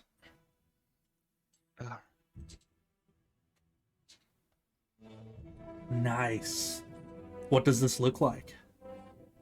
It looks like she would be doing a waltz through the fire, using like her magic to help like kind of like push and pull her through everything. Before just kind of using it to like through like a straight jet burst through the trap room. Excellent. All right, that'll bring us to Biner. Erky helped you out a little bit. What would you like to do now? All right, he'll toss the last of the rough boulders on him, I guess, and he will just pray up to his ancestors. You know, please don't let this be the way that our bloodline ends. And he'll roll religion. All right. You have advantage. Hell yeah. Nice. How does it look as you begin running past and into the next room? Dodging and stopping, and he's almost doing it with his eyes closed because he's praying as he's running, but somehow he knows like where a spike is or whatever, and he somehow avoids the fire, I guess, when he's in that room at this moment. Excellent. Would you like to, as you're running past, you run past Erky, you could shout up ahead if you'd like to help anyone in the a bit further on. I'll give him advantage. Excellent. Give him a little pat on the shoulder as you go. And as you do that, on Erky's turn, Erky is going to take note out of your book and do exactly the thing that you just did, and he is going to pray to his gods. The advantage. A 14 is just what he needs to not take damage, though. And as he runs past you, he's going to use... or no, wait, actually, he was right here. He might save it. But he's going to run past as fast as he can, and yeah, he can get right where he needs. As he gets up here, he is going to go ahead and give his final Cure Wounds to Balthazar for 6 HP. It's Balthazar almost dead. I've got to ask you. Yes. When you healed me, how much healing did you give me? Oh, it was, I think back then I forgot to have him do a heal. So he just rolled medicine. It didn't actually heal. It was just like him using the skill to help get you back on your feet so we can get out of here. Okay, that's fine. Yeah. But he'll get all the way back there. Bring us to Ina. You see the door closing in front of you, shards of glass swirling around you. Safety is just over there. What would you like to do? I am just going to hone in on how I used to travel and traverse the woods, and just hone in on that acrobatics and just try to get as far as I can. All right, give me that acrobatics. 8. Ooh. Yeah. So as you attempt to run through here, you do manage to get out, but not before some razor blades begin slicing you up as you take 2 slashing damage. What does it look like when you finally get to the other side? Anna's just panting, hands on her knees, just looking like around to see like if it's effective out here too, before looking back in, and just sees Biner in the distance, is like, oh shit. Excellent. That'll bring us to Balthazar. How are you getting to the other side? He's going to into the door, and it's sliding closed, right? Yes.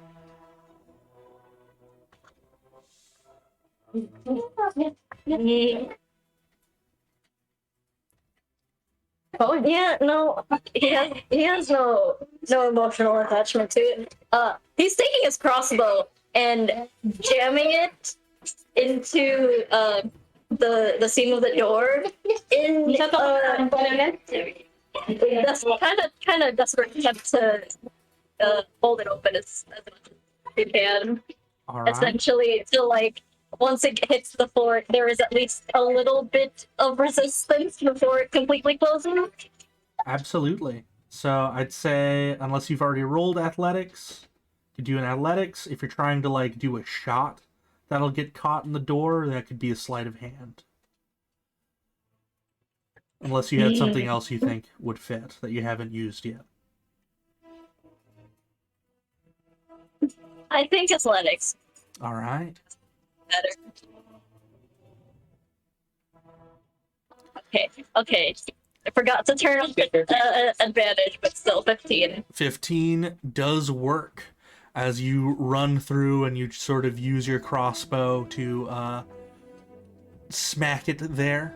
And I'll give you an option now. If you're using your crossbow to hold the door open, you could sacrifice your crossbow to give everyone else advantage on their rolls if you like. Oh, he is sacrificing his crossbow. That's why I was like, he has no sentimental value to it. It is simply a crossbow. Excellent. Everyone, you will lose the crossbow, but everyone else running through will have advantage on their rolls. At least for this section. I think Biner sadly won't, being all the way back there, which will bring us to Penny. So Penny, this is the last roll. If you want to do anything, just shout back to Biner to help him out as you're running through. This is definitely the time to do it. Excellent. Yeah, we'll do that. Let us know how you're doing it. Well, I'm gonna use stealth to kind of like dodge between all the flying glass and slide through the door, and just yell back to Biner, just move as quick as you can and just dodge as much as you can. And let me. Oh no! Well, you are still going to get out, but you will be taking 2 points of slashing damage from these shards as your stealthy moves just aren't quite enough. You pull yourself to the other side. At the very least, your words did get to Biner to help him out. So you finally make it onto the other side, which will bring us to Porum. You have advantage. Alrighty, I'm just going to try and make a mad dash. Excellent. Ooh. All right. Well, didn't you use athletics for the first one? Shit, I did. That's my mistake. It's okay. Sorry. It might be for the better. You have to use something else at this moment. Let's try it with acrobatics then. All right. There we go. There we it's better. go. Okay. So yeah, well, how does it look like as you make it through this door, being held open by this crossbow?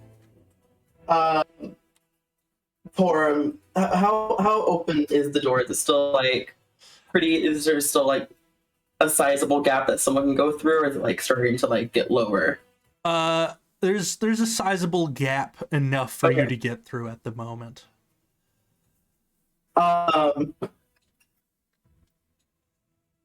For Porum, I think Porum's just, instead of running, he's just gonna walk through the door, just kind of like tired and just like also just over everything right now, and just like I'm just gonna walk through. I'm done. It's over. We're done. We're here. Perfect. All right, Ophelia. So I just have a question for like trying to copy Porum's move. Could that be like insight?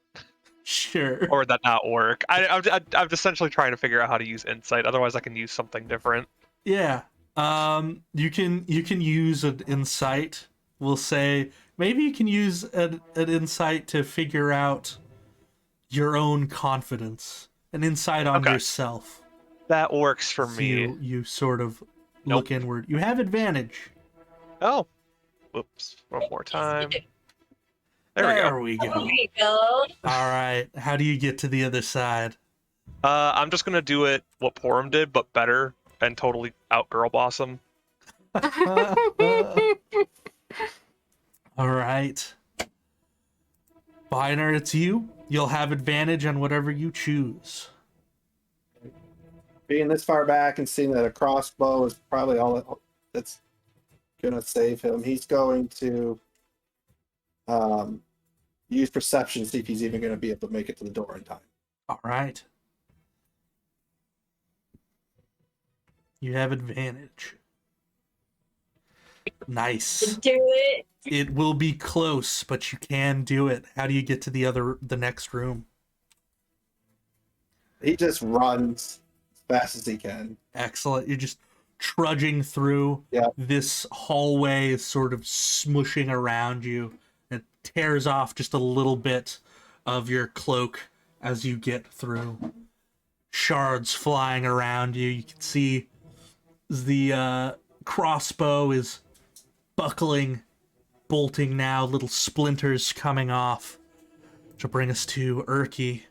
As Urki is going to desperately try... He's gonna try something. Let's see here. He's gonna use perception to try and figure out where these shards of glass are coming from. As he is running through. He manages it. Sort of dives through the little hole left for him, sliding into the other room, sort of face planting into the rat's nest, sweaty and gasping, which is just going to bring us to Biner, the only one left. I imagine everyone is cheering for him and reaching out hands to try and pull him through, yeah? Yes. Yeah. Excellent. Just yell. All right, Biner, you have advantage. The crossbow doesn't have much life left in it. How are you doing it? He's going to use athletics to jump across and through the door. Excellent.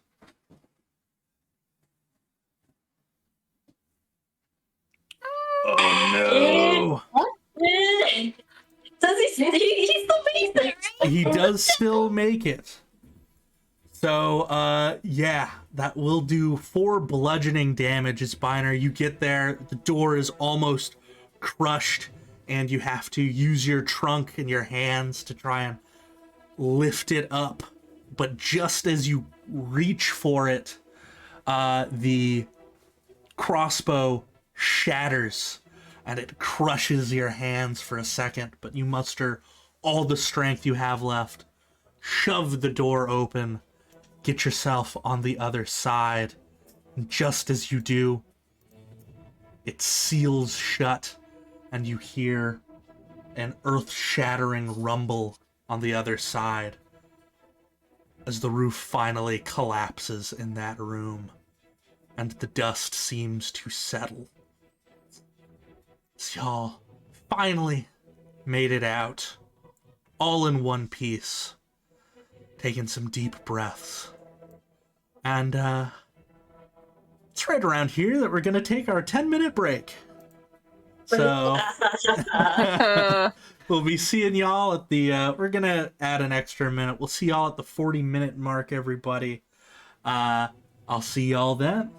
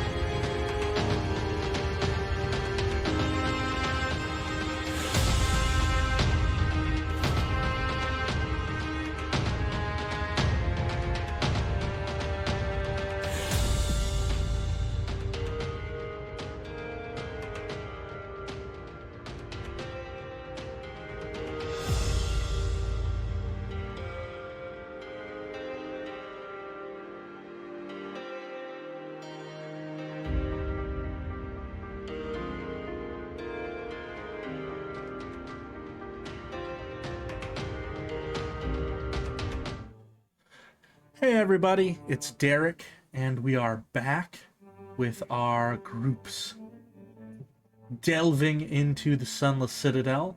They just stole a priceless, ever-burning torch and had to run through a bunch of traps or else be crushed to death. They just managed to get back on the other side. Sadly, Miggs and or Porum had to head out early, so we're saying that the stress of having the roof collapsing on them caused them to go into a panic attack, and they breathed really, really fast until they passed out. So they're going to be passed out on the ground. I imagine everyone else is also probably breathing a little bit heavy, maybe some hands on knees. I know Urki is sobbing softly into a rat's nest. What are y'all doing in the aftermath of this after surviving this potentially traumatic event? I would probably want to go up to like Balthazar, since they probably took like the most punishment, and ask to just like look over their wounds to see if I could just bandage them up.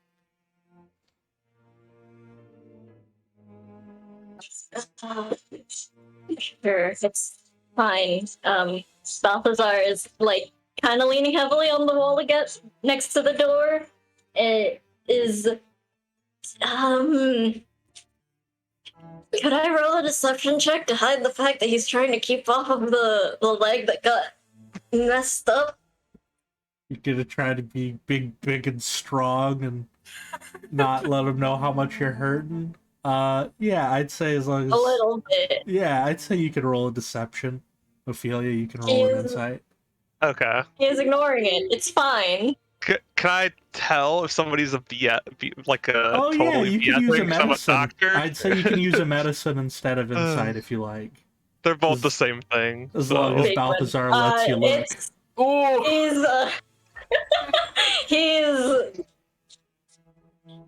He is bleeding. He has only the roughest sort of bandage around it to keep it from bleeding out. He is staying off of that leg. She immediately picks up on it and is like, I'm a doctor. You can't hide this sort of thing from me. Let me see your leg. Please.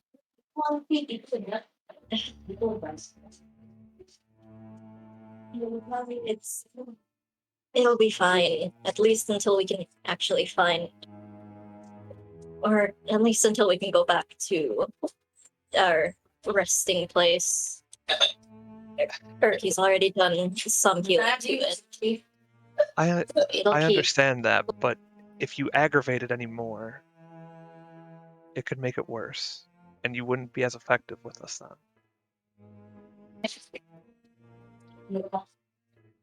Fine. Balthazar will stay still and let her give it a once over. Okay, perfect. Yeah, Ophelia, like, what does it look like? I don't exactly recall what specifically happened to the leg. Was it razor blades? Harpoon shot out from that spike trap that had to be jumped over that reactivated.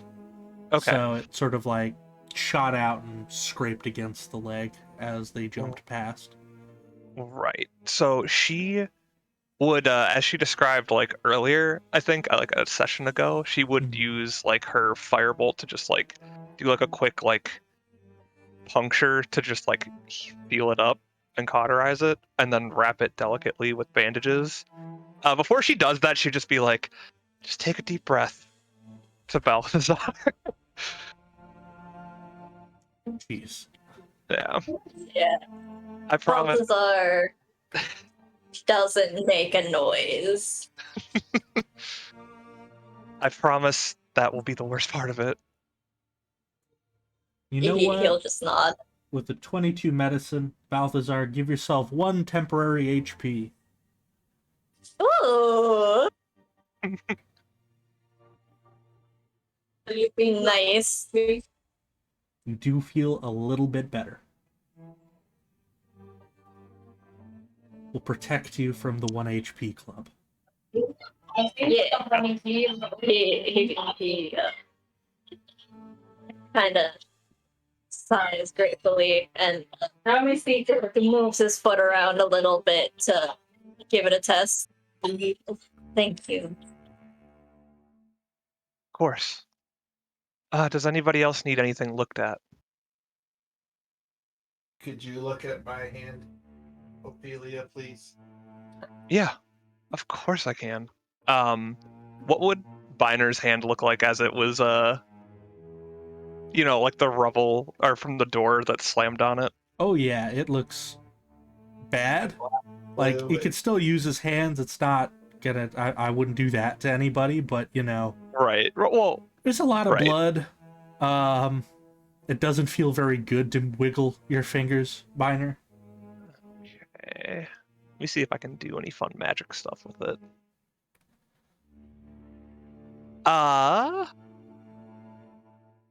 No, I don't really have anything as special. But with it, she would still probably take out, make a makeshift kind of splint for the hand that it could still kind of maybe open and close, but it probably couldn't be just it's fully functional. It might cause some restriction, but he could still hold his weapon in it.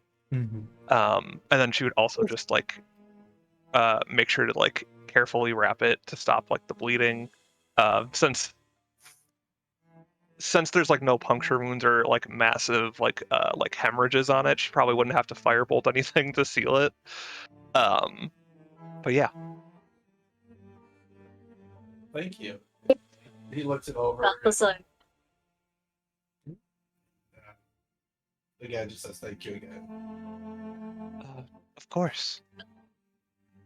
Well, Balthazar is gonna help out a little bit with that, seeing as he assumes that hand got really fucked up, and rather than actually using a spell slot for it, he just asks to see Biner's hands and takes it between his and his eyes start to glow silver. And he's gonna use healing hands on it instead of healing word or cure wounds. Nice. How much would that give? The 2d4? I believe so. 5. Nice. And Thank you. once the silver is gone from his eyes, he just gives his hand a pat. Just so you'll keep your dexterity with them. I greatly appreciate it.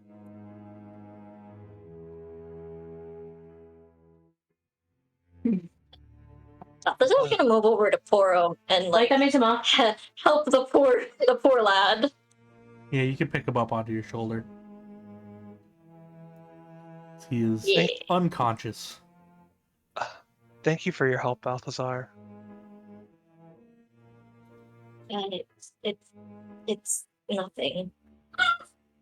He just nods at her. And so I assume Forum's small enough, he's 4'11". Balthazar's gonna just pick him up full bridal carry. Just to help out. Adorable. I love it. Aww.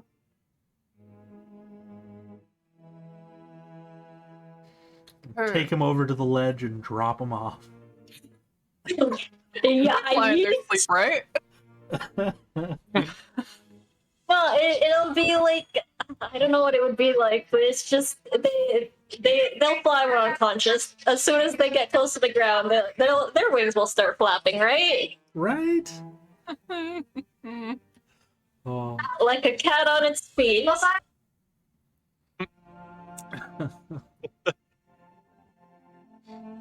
If you need any help carrying him, I could carry him. Or if anybody else needs to be carried, I can carry probably half the party.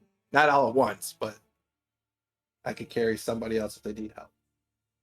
No, you're just injured. I think it's all right if you don't carry anyone.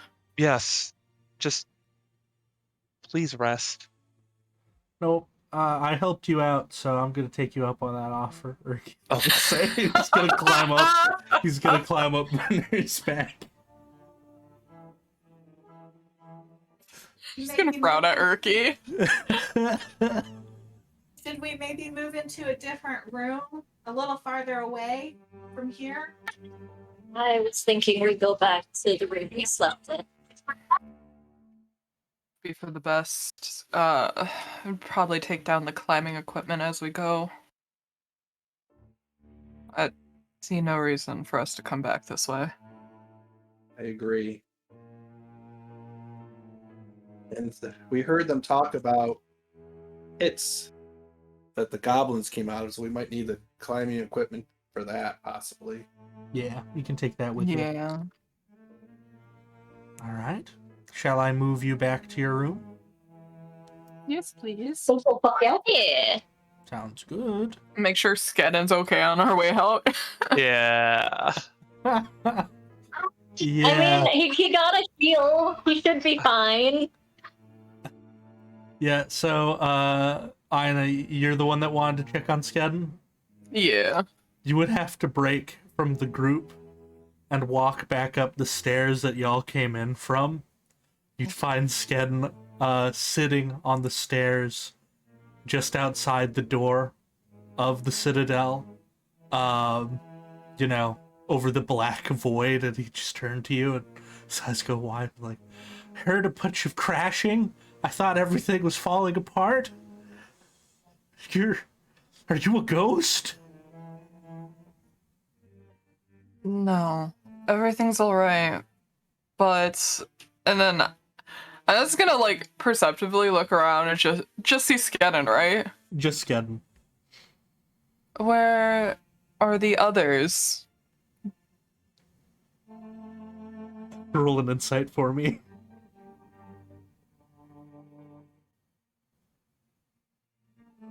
You see Skedden's eyes go wide, and then he averts his gaze from yours and says, I should probably go check on them.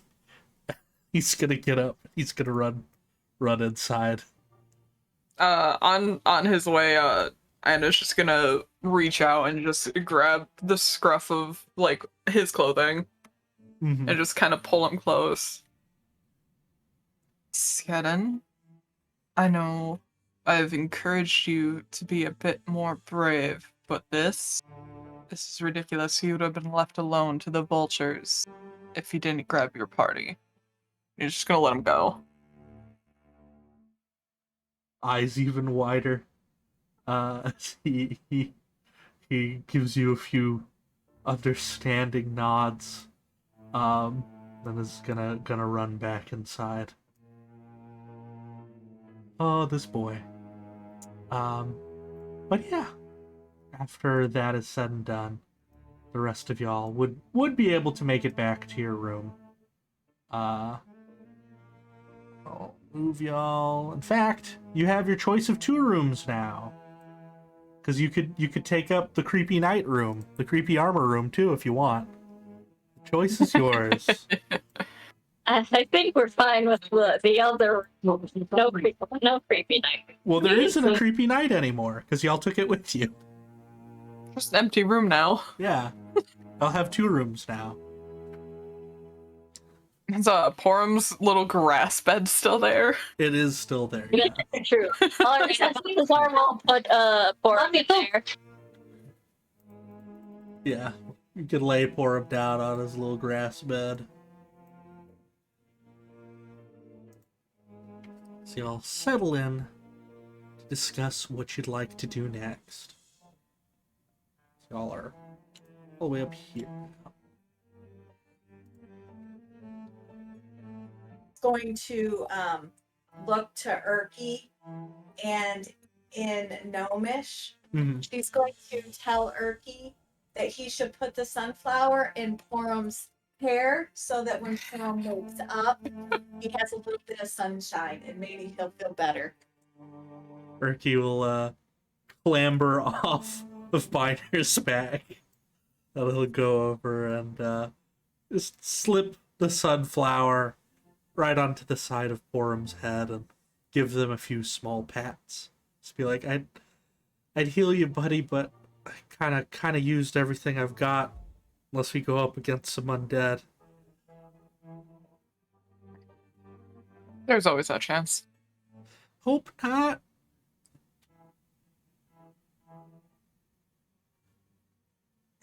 Just look at Erky and say thank you, Erky. Yeah, of course. He's gonna just sort of collapse on his bottom in the corner and relax. It's been a long day for him after having not eaten in a long time. I'm gonna go sit down next to Erky and I'm gonna reach in my bag and pull out some like berries and nuts and hand Erky some food so he has something to munch on. Thank you. And he'll chomp on that a little bit. Just say it was really, really scary, but also I don't know. Y'all seem to work as a team a lot better than my last one did. I think we got a good chance of saving them. Hope so. Yeah, and he'll give a small smile to Penny as, despite the trauma, he seems to be slowly but surely getting into a better mood. Maybe it's the sunflower giving him some sunshine. Maybe it's y'all's group as a whole. It's hard to say. Maybe it's feeding him like constantly. Maybe, yeah. Maybe it's taking care of him. Having food and supposed to not having food. And being in a rat cage. Hard to say. I don't know. He has more room to move now. Yeah. It's true. Balthazar's gonna do a quick rounds to everyone in the party, make sure that they're all healed up and stuff, or at least like they're able to rest. And he does give like a quiet and solemn thank you to Ophelia for checking him over despite his stubbornness. I've dealt with many more stubborn. He just kind of lets out a bust of laughter before going back. Speaking of resting up, this is a point where y'all should make a decision. There is enough time in the day where you could explore a little bit more if you want to. Do you want to take a short rest and explore more after doing a little talking to your short rest? Or do you want to do a long rest? I will let you know, as far as Erky's concerned, he has used all of his spell slots, so he won't be able to do any more healing for y'all until a long rest is done. Balthazar at least has one spell. I can use a Arcane Recovery to grab a spell slot still. If we want to keep going. Yeah, I was going to say I'm actually really, I'm fine. There are those doors we passed by. Once we Especially- blocked. Yes, those ones. Also, the one across from that fountain. Well, Biner, just so I make sure I get everyone, are you and Penny, are y'all comfortable to keep going, or would y'all advise for long rest? I could do either or. I won't get any real advantage other than healing with the short, but I'm still well equipped. I could get into another fight if we had to. Nice. I'm good. Cool. All right, then yeah, y'all can do some short rest stuff while you talk. So if you want to roll some hit dice, get some HP back that way, go for it. And while we're doing this, Ophelia, Roll me a perception at disadvantage. The chaos is over. I want to see if you notice something while you were running out. Sure. You said perception disadvantage? Yes. Neat. Everything's fine.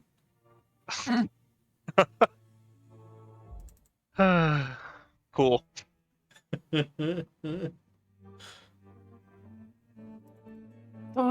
That star chart you had, Binary. How did you come across all the stars? Like, the charts and everything?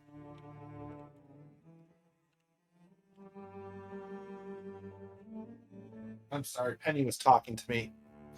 What was that, Ina? She's wondering how she should get a short rest, what that does to her. So. Oh, that's fair. Yeah, no.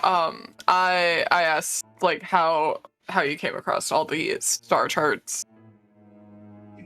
Well, this chart, this big chart, scrolling kind of pulls out. He doesn't open it back up, but he just shows it. He says, many years ago, I would say probably, he's kind of doing some math in his head, about 4,000 or 5,000 years ago. The stories we've been told, at least, in our village, is we were visited by a goddess from the stars. And we were still pretty primitive at that time. And she basically blessed us and gave us 10 of these blank pieces of parchments, basically.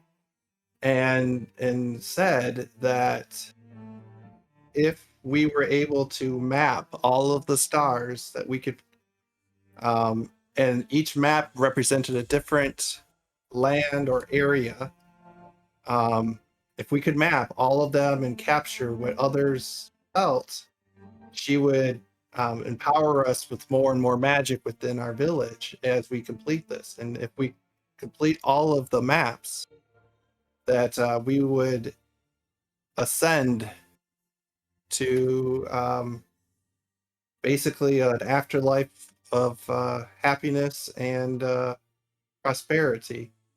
And so for the last 4,000 years, these 10 maps have been handed down from generation to generation. Each generation getting a little stronger with this magic. This one here was my great-great-grandfather's. He handed it off to me to take it over. I got it when I was about 15, and I'm 198 now. So I've been filling this out as much as I can, and it, like I said, as we find more, it helps. In this star map I found in here, the goal was hopefully it would fill in the blank areas that I have. But I don't know if it's going to help me or not now after reading it. But that I know of, we have 5 of the 10 maps completed, but a couple of the maps have unfortunately also gone missing. So, but that's how we've gotten this this magic, you could say. Derek, did any of the stars when Biner pulled out the map and like activated, did any of them match up to where Ina was from? If you'd like to, or from the big map that Biner was looking at, or yeah, that piece? the big map, not the piece. Big map. Roll me nature. Oh, I don't know why I'm on. You'd use the first, which is disadvantage. better. Oh yeah, because exhaustion. Yeah. Yeah, so your exhausted brain's thinking it over, but yeah, there did seem to be some stars there that your village has at least passed under. So you've seen some of that. They're nomadic people, so y'all have been around quite a lot, and some of them definitely do look familiar from lands that your tribe has passed through. And when he said like some of them went missing, nothing like tinked like from like chief stories about like stumbling upon anything like his. The moment I would say no, but if you want to, because I was gonna have Biner every time they take a long rest can, look something over that map piece. If you want to help them with that, you can do that, and that'll give Biner advantage. If you'd like to spend long rest doing that with Biner, you could. I'll spend my long rest with Biner. Excellent. Once y'all get to a long rest, I think you're just short resting for now, but yeah. Yeah. Well, maybe later I can take it back out and show you, because it's pretty neat. The images you might have saw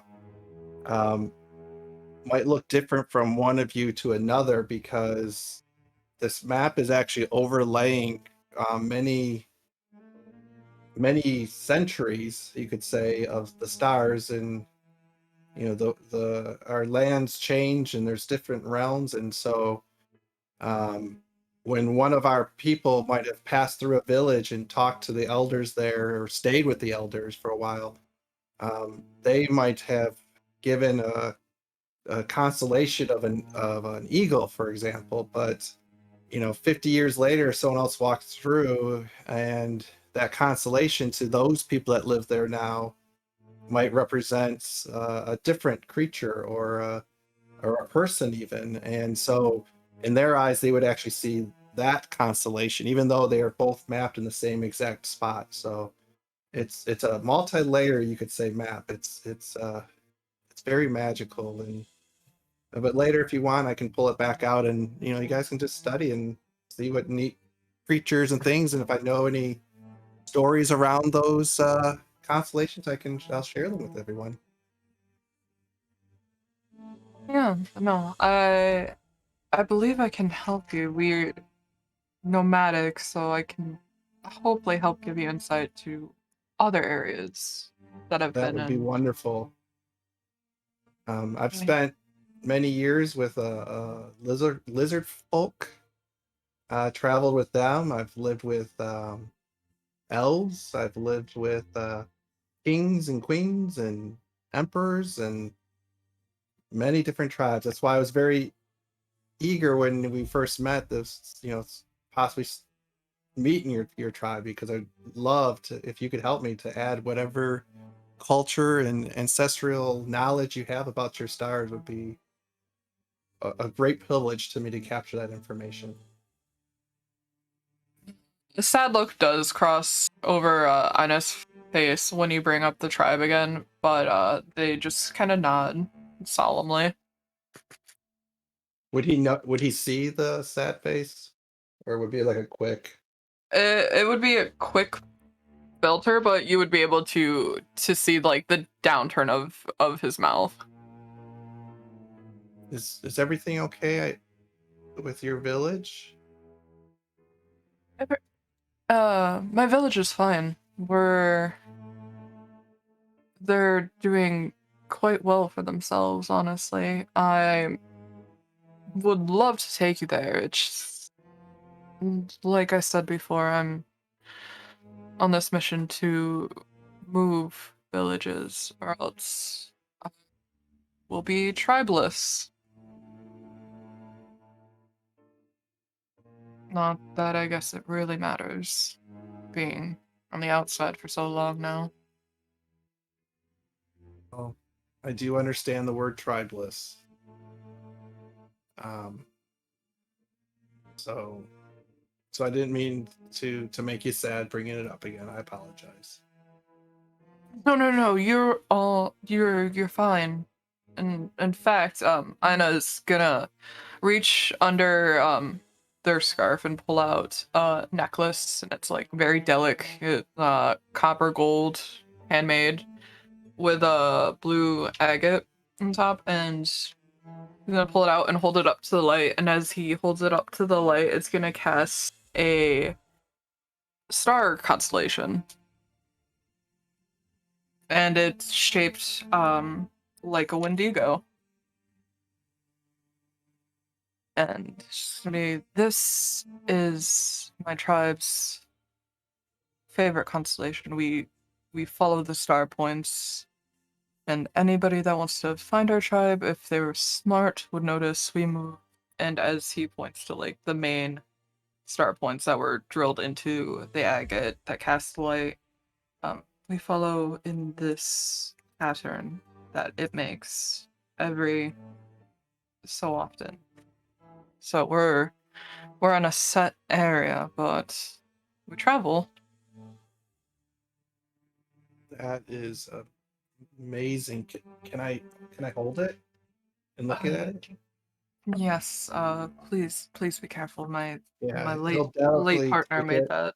Yeah, he'll delicately take it from her and be just kind of hold it up and kind of drape it over his one hand so it can kind of hang like it would like a normal necklace, and just look at it and then you can see him trying to think like has he seen this constellations, has it and then he'll hand it back and say that is some beautiful hand made craftsmanship there. It's beautiful. It's amazing. Thank you. And I'm just gonna slip it back over his head and put it away. And just kind of like cough awkwardly into their hands.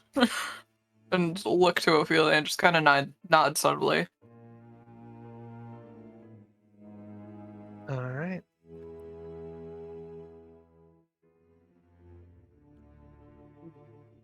Y'all stepping out into the hallway. Mm-hmm. Colored peaches with Penny.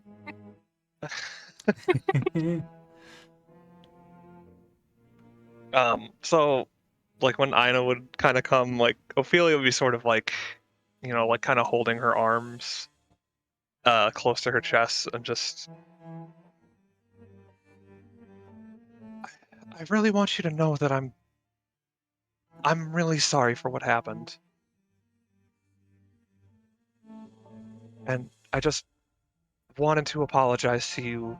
I got blinded. I thought I was a good enough shot to hit the thing that blinded me. And I realized that it was just reckless.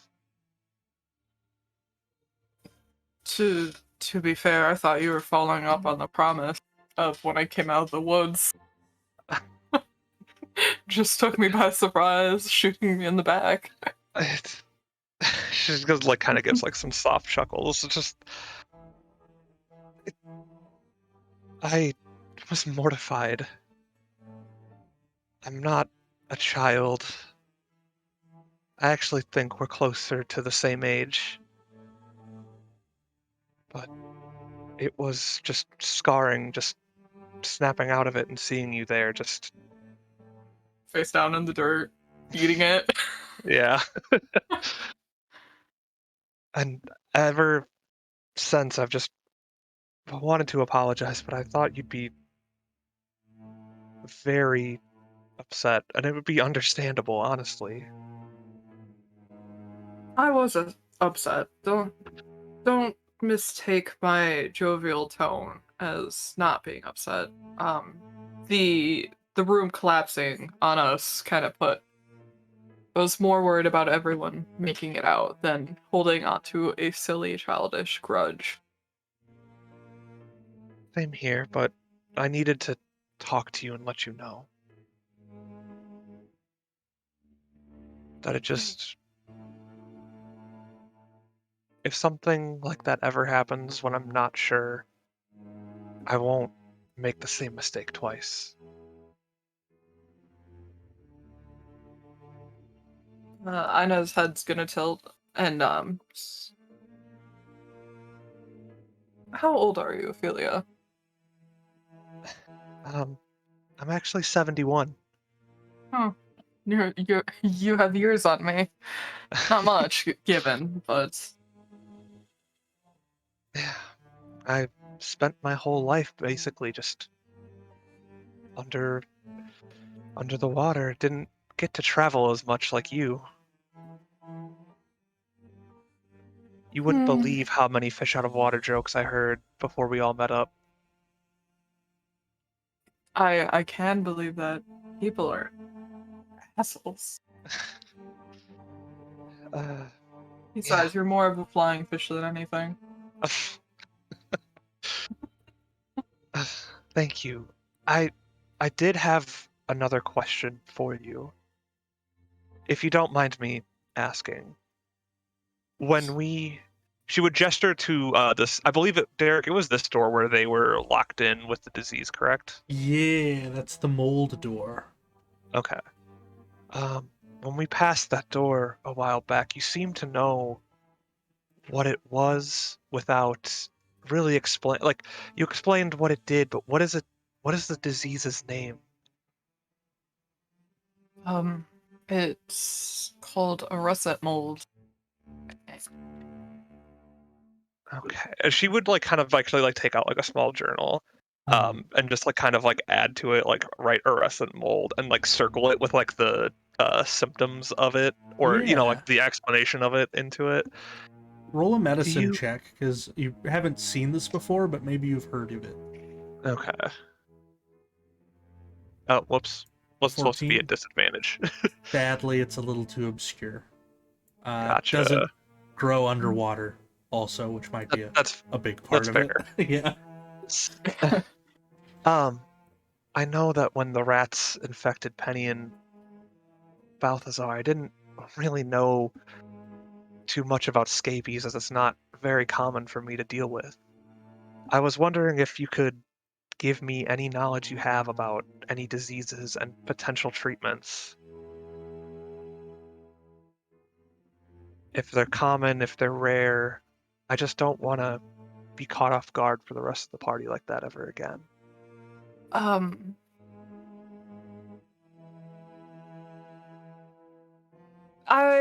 With the role I had before and the info I got, I didn't have any inkling of if there was a cure, right? Give me a second. Do you remember what you rolled on it? Any chance? I think I rolled a 21, but it wasn't a natural 20. It was dirty. Yeah. So with a normal 21, just a moment. Here we go. Gonna look it up. Okay.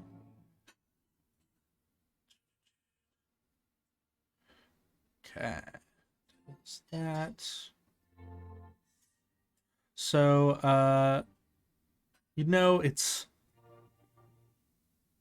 it can be cured.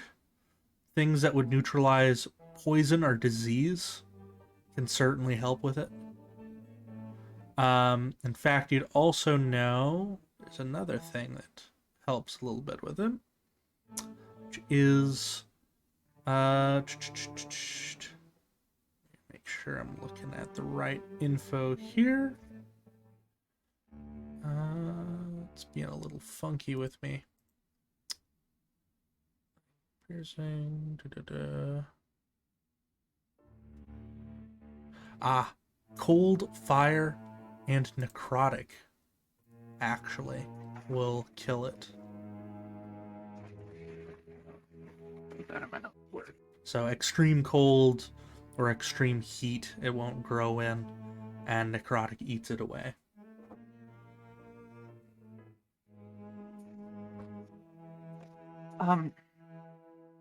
I don't know if you're versed with cold fire or necrotic to deal with it, but I mean, I did light you on fire. That wasn't that cold. That was actually pretty spicy warm. Thankfully, didn't ruin any of clothing. You don't have any burn marks or anything, do you? Not that I know of as a small. I've also haven't tried to peel off my clothing yet to see if it sticks. I'm dreading that. To be honest, it's not like we're at a luxurious inn where we can freshen up. I see a look of confusion, like on Ina's face. They're nomadic. They don't really do inns or anything. That's fair. Oh, sorry. I forget. Not everyone's had the same life experience. To be fair, my tribe usually just quarantines off the infected, and if we can't do anything, we'll just move on before it gets worse. You don't have to sugarcoat it. We don't do harmful magic. We're not supposed to. There, said it like a band-aid. That's okay. I was born with this. Not that I didn't have to learn or practice, but I didn't get the choice. I didn't either about learning harmful magic.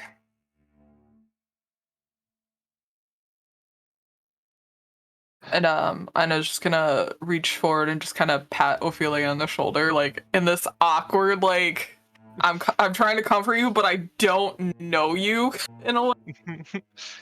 That's okay. Thank you. But like I said, I just wanted to apologize to you, and she would just extend out like an actual like hand as like a formal handshake, just friends. Of course. And he's gonna reach out, and you're gonna be able to see like his fingers are stained. There's spell damage all up his hand. It is not a pretty hand. Your hand, it just seems like it's been through a lot. Trial and error learning Mind Sliver. Thankfully, I was able to pass it off as something else. You did say magic should be experimented with. Sometimes that has repercussions. That's true. And Ina's actually gonna like rub like a certain spot on his chest, like before putting his hand down.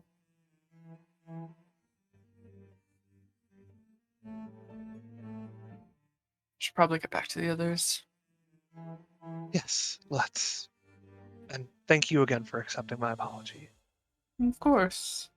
Second time, make sure I go down all the way, because I will fight back next time. That wasn't my hardest hitting spell. She joked back. I wouldn't have to do damage to make you leave. And you're gonna see Ina's like eyes glow slightly, but turn away as he winks. Okay. Before we have y'all rejoin the rest in that room there, those who've been watching the text chat, there's been a very touching conversation between Biner and Penny going on. Did y'all want to continue that conversation at all through speaking?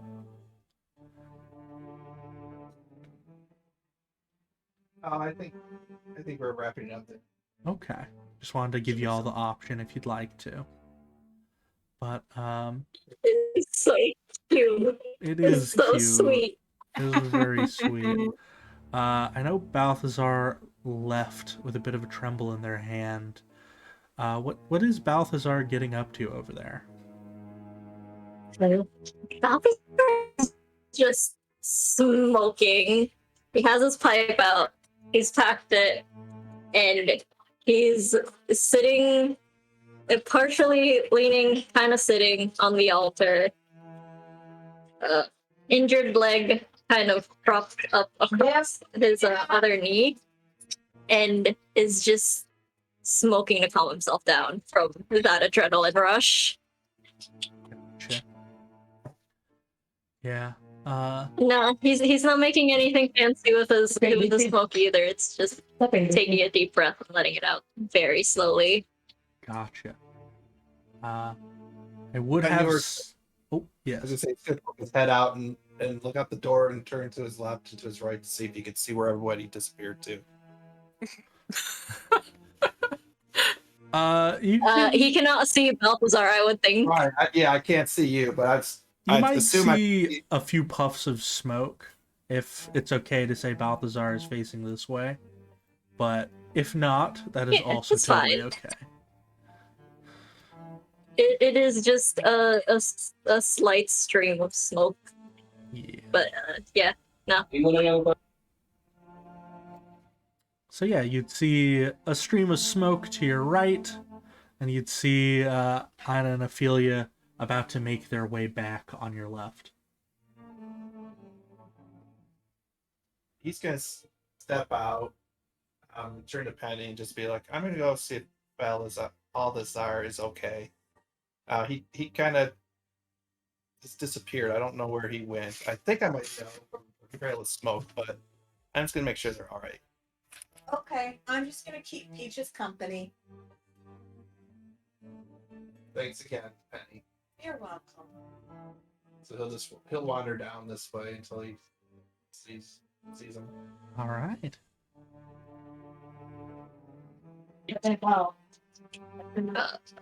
Balthazar probably hears Biner coming and kind of opens his eyes. Because he's... didn't catch up to you? Ooh. Sorry. What were you saying? Wait, what? He's just opening his eyes once he hears Biner approaching. And, you know, I will say Balthazar has a... You actually see Balthazar's face much more clearly because he's tipped his hat back and hasn't bothered to put it back on his head. So the veil is sort of across his shoulders and down his back rather than across his face. Hello, friend. Is everything okay? Yes. Yes, it's fine. Just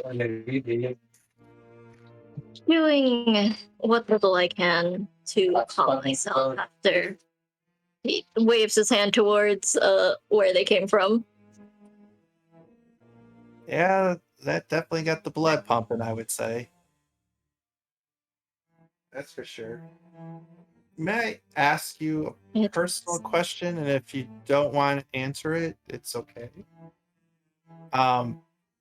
But the veil, I noticed it's not covering your face completely. Is there a particular reason why you cover your face with it? If I may ask. Oh, no, it's fine. Usually people ask much sooner, but it's old habit, I suppose you could say. I've been wearing it for near 4 years now. I'm just used to having it on and having it off. Nothing.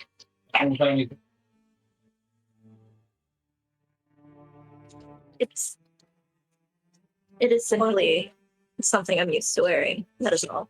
He's sort of toying with his pipe as he explains it, looking away and down. Well, you obviously don't want to get too deep into why you been wearing it for a while, which is okay. You don't have to explain it to me if you're not comfortable. But I do have to say you have a beautiful face, and you shouldn't hide it behind it. Balthazar laughs a little bit and looks up at Binder. Your caution is appreciated.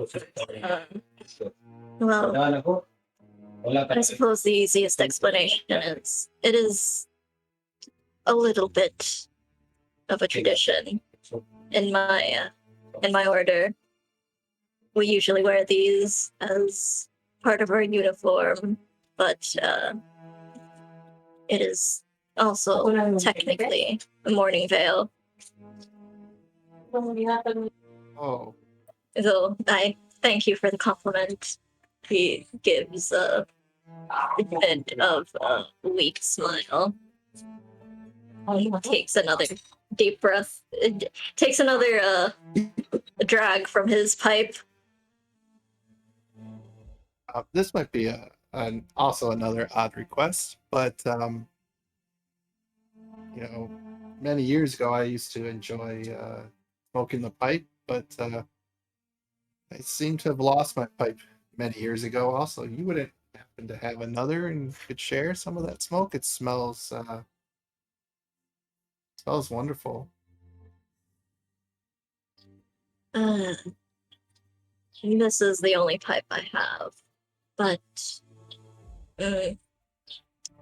Balthazar kind of goes silent in contemplation a little bit before You don't need to tapping share out. if you want to. No, I don't want. That is yours. You keep it. You don't need to do it. I will find one and maybe we could share a smoke sometime. I wouldn't be opposed to that. Perhaps when we get out. When we get out, there is a village nearby that you can purchase a pipe in. I'd be willing to share. I appreciate that, and we should be out of here any time now. Speaking of that, we probably should get back to the group and see if we can find this Balaki guy, so we can get the heck out of here. Balak, and I think it might be a few more days before we might end up coming across him, depending on how large this dungeon is. That is true. But we seem to be working pretty efficiently, so I think we'll get through this quickly. We'll all be back into comfortable places again. And considering your impatience, I would have thought you'd think us less efficient and more obvious now without the veil, but he does have just a slight teasing glint in his eye as he looks at Viner. Yeah, I hear that a lot about the impatience. I'm sorry. I've been ever since I read about the star map potentially being here, I just have sometimes just a straight focus on something, and I just want to complete stuff. And I apologize to everyone that I seem to be a little rushy before, but no, I think we've been very efficient. I think you guys. I'm glad I'm traveling with you guys in this task. You've been a great help as well.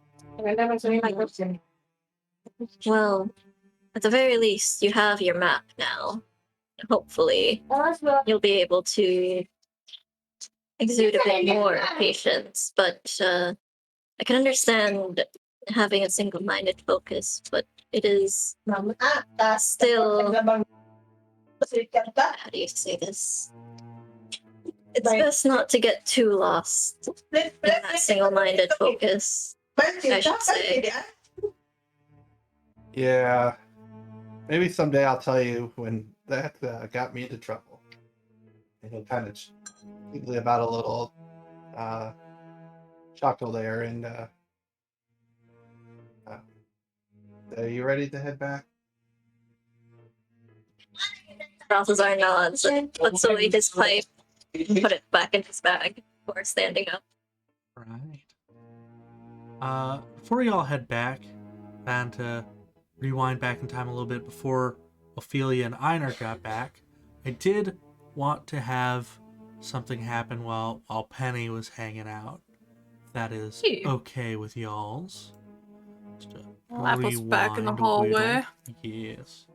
Cause yeah, Penny, while you're giving some pats to Peaches, the door will creak open a little bit, and Skedden will peek his head in.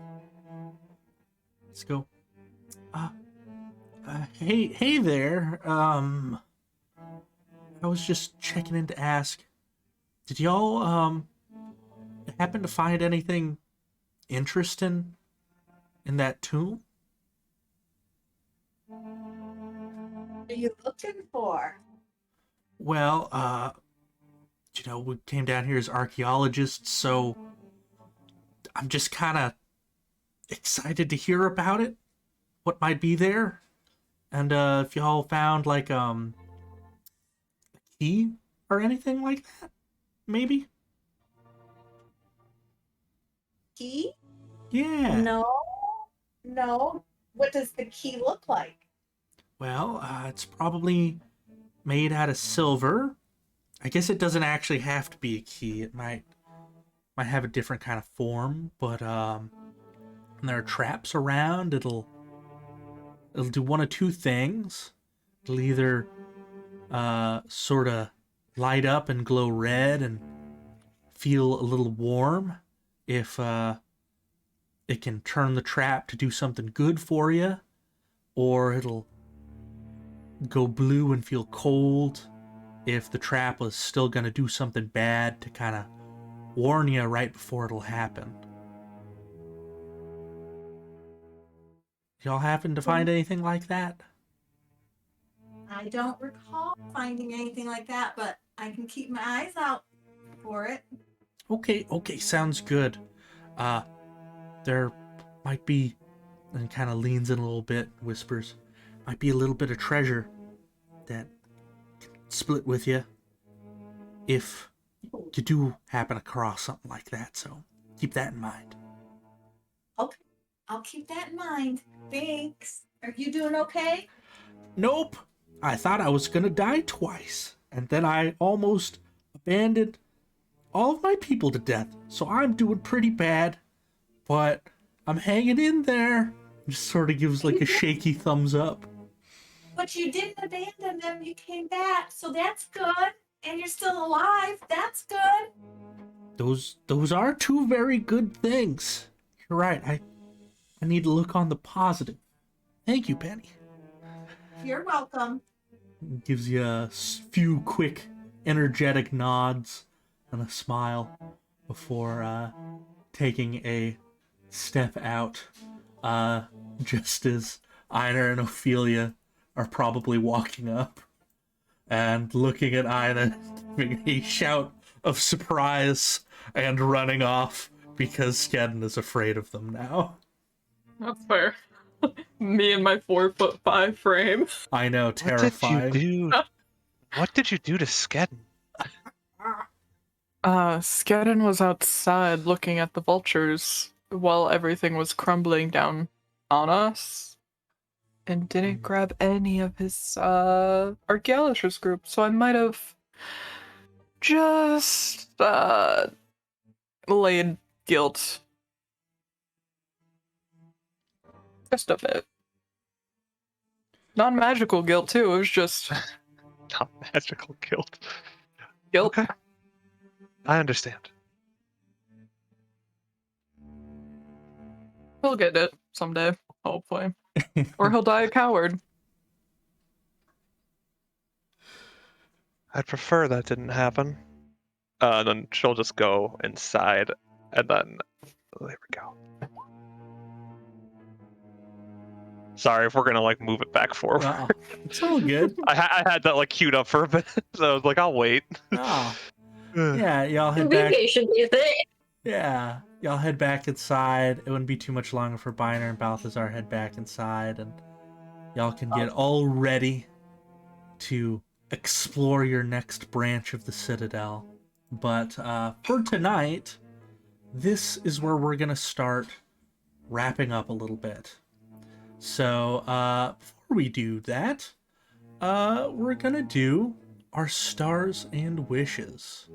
So for me, my star for today was y'all adapted and took out that big troll priest really well. Just knocked him out of the park super fast. It was cool to see y'all do that and get that through. And the other thing that is a star for me is I'm really happy that y'all took the ever-burning torch. I've been wanting to use that ever since I thought it up. So that was a lot of fun. And my wishes for next week are I really hope that y'all figure out a way into the skeleton door, because I like the skeleton door. There's fun stuff in the skeleton door. But yeah, that's my stars and wishes. We're gonna start today off with RJ. RJ, do you have any stars or wishes? My star for today was the group check, because that incited a lot of panic. Oh yes, it was fun. My wish for next week is hopefully level up soon. Y'all gotta get to the next floor for that, I'm afraid. Balls. But we're gonna get up to Ophelia then. Any stars or wishes from you? My stars were some of the it wasn't like very long RP bits, but I was very happy with Ophelia and Ina's RP and listening to Balthazar and Benur's RP, and then also reading the Penny and Benur RP. It was so sweet to read. I love it. Yeah, it like Penny is just so optimistic and it's very refreshing. Wishes. You know, I just don't have anything. I thought today went really great, and I liked the balance between both like combat and RP, so there's nothing I really have to add. Excellent. All right, we'll go up to Cosmic. Any stars or wishes from you? Same as Corey. It's just the RP was good shit. Oh yeah. Penny and Viner out here making my heart squeak. It's just very sweet. The apology between Ina and Ophelia was also very good, and I like that Balthazar and Viner have to get to have like a calm conversation. Yeah. There was a lot of things being said between all of the RPs that have me like eyes emoji. I hear, I see. But yeah, no. As for wishes, a longer session. I want to do all of the things next session. Fingers crossed. After I move, we could start doing some longer sessions. Yeah. We can hope. All right, we'll go up to Jennifer. Jennifer, do you have any stars or wishes?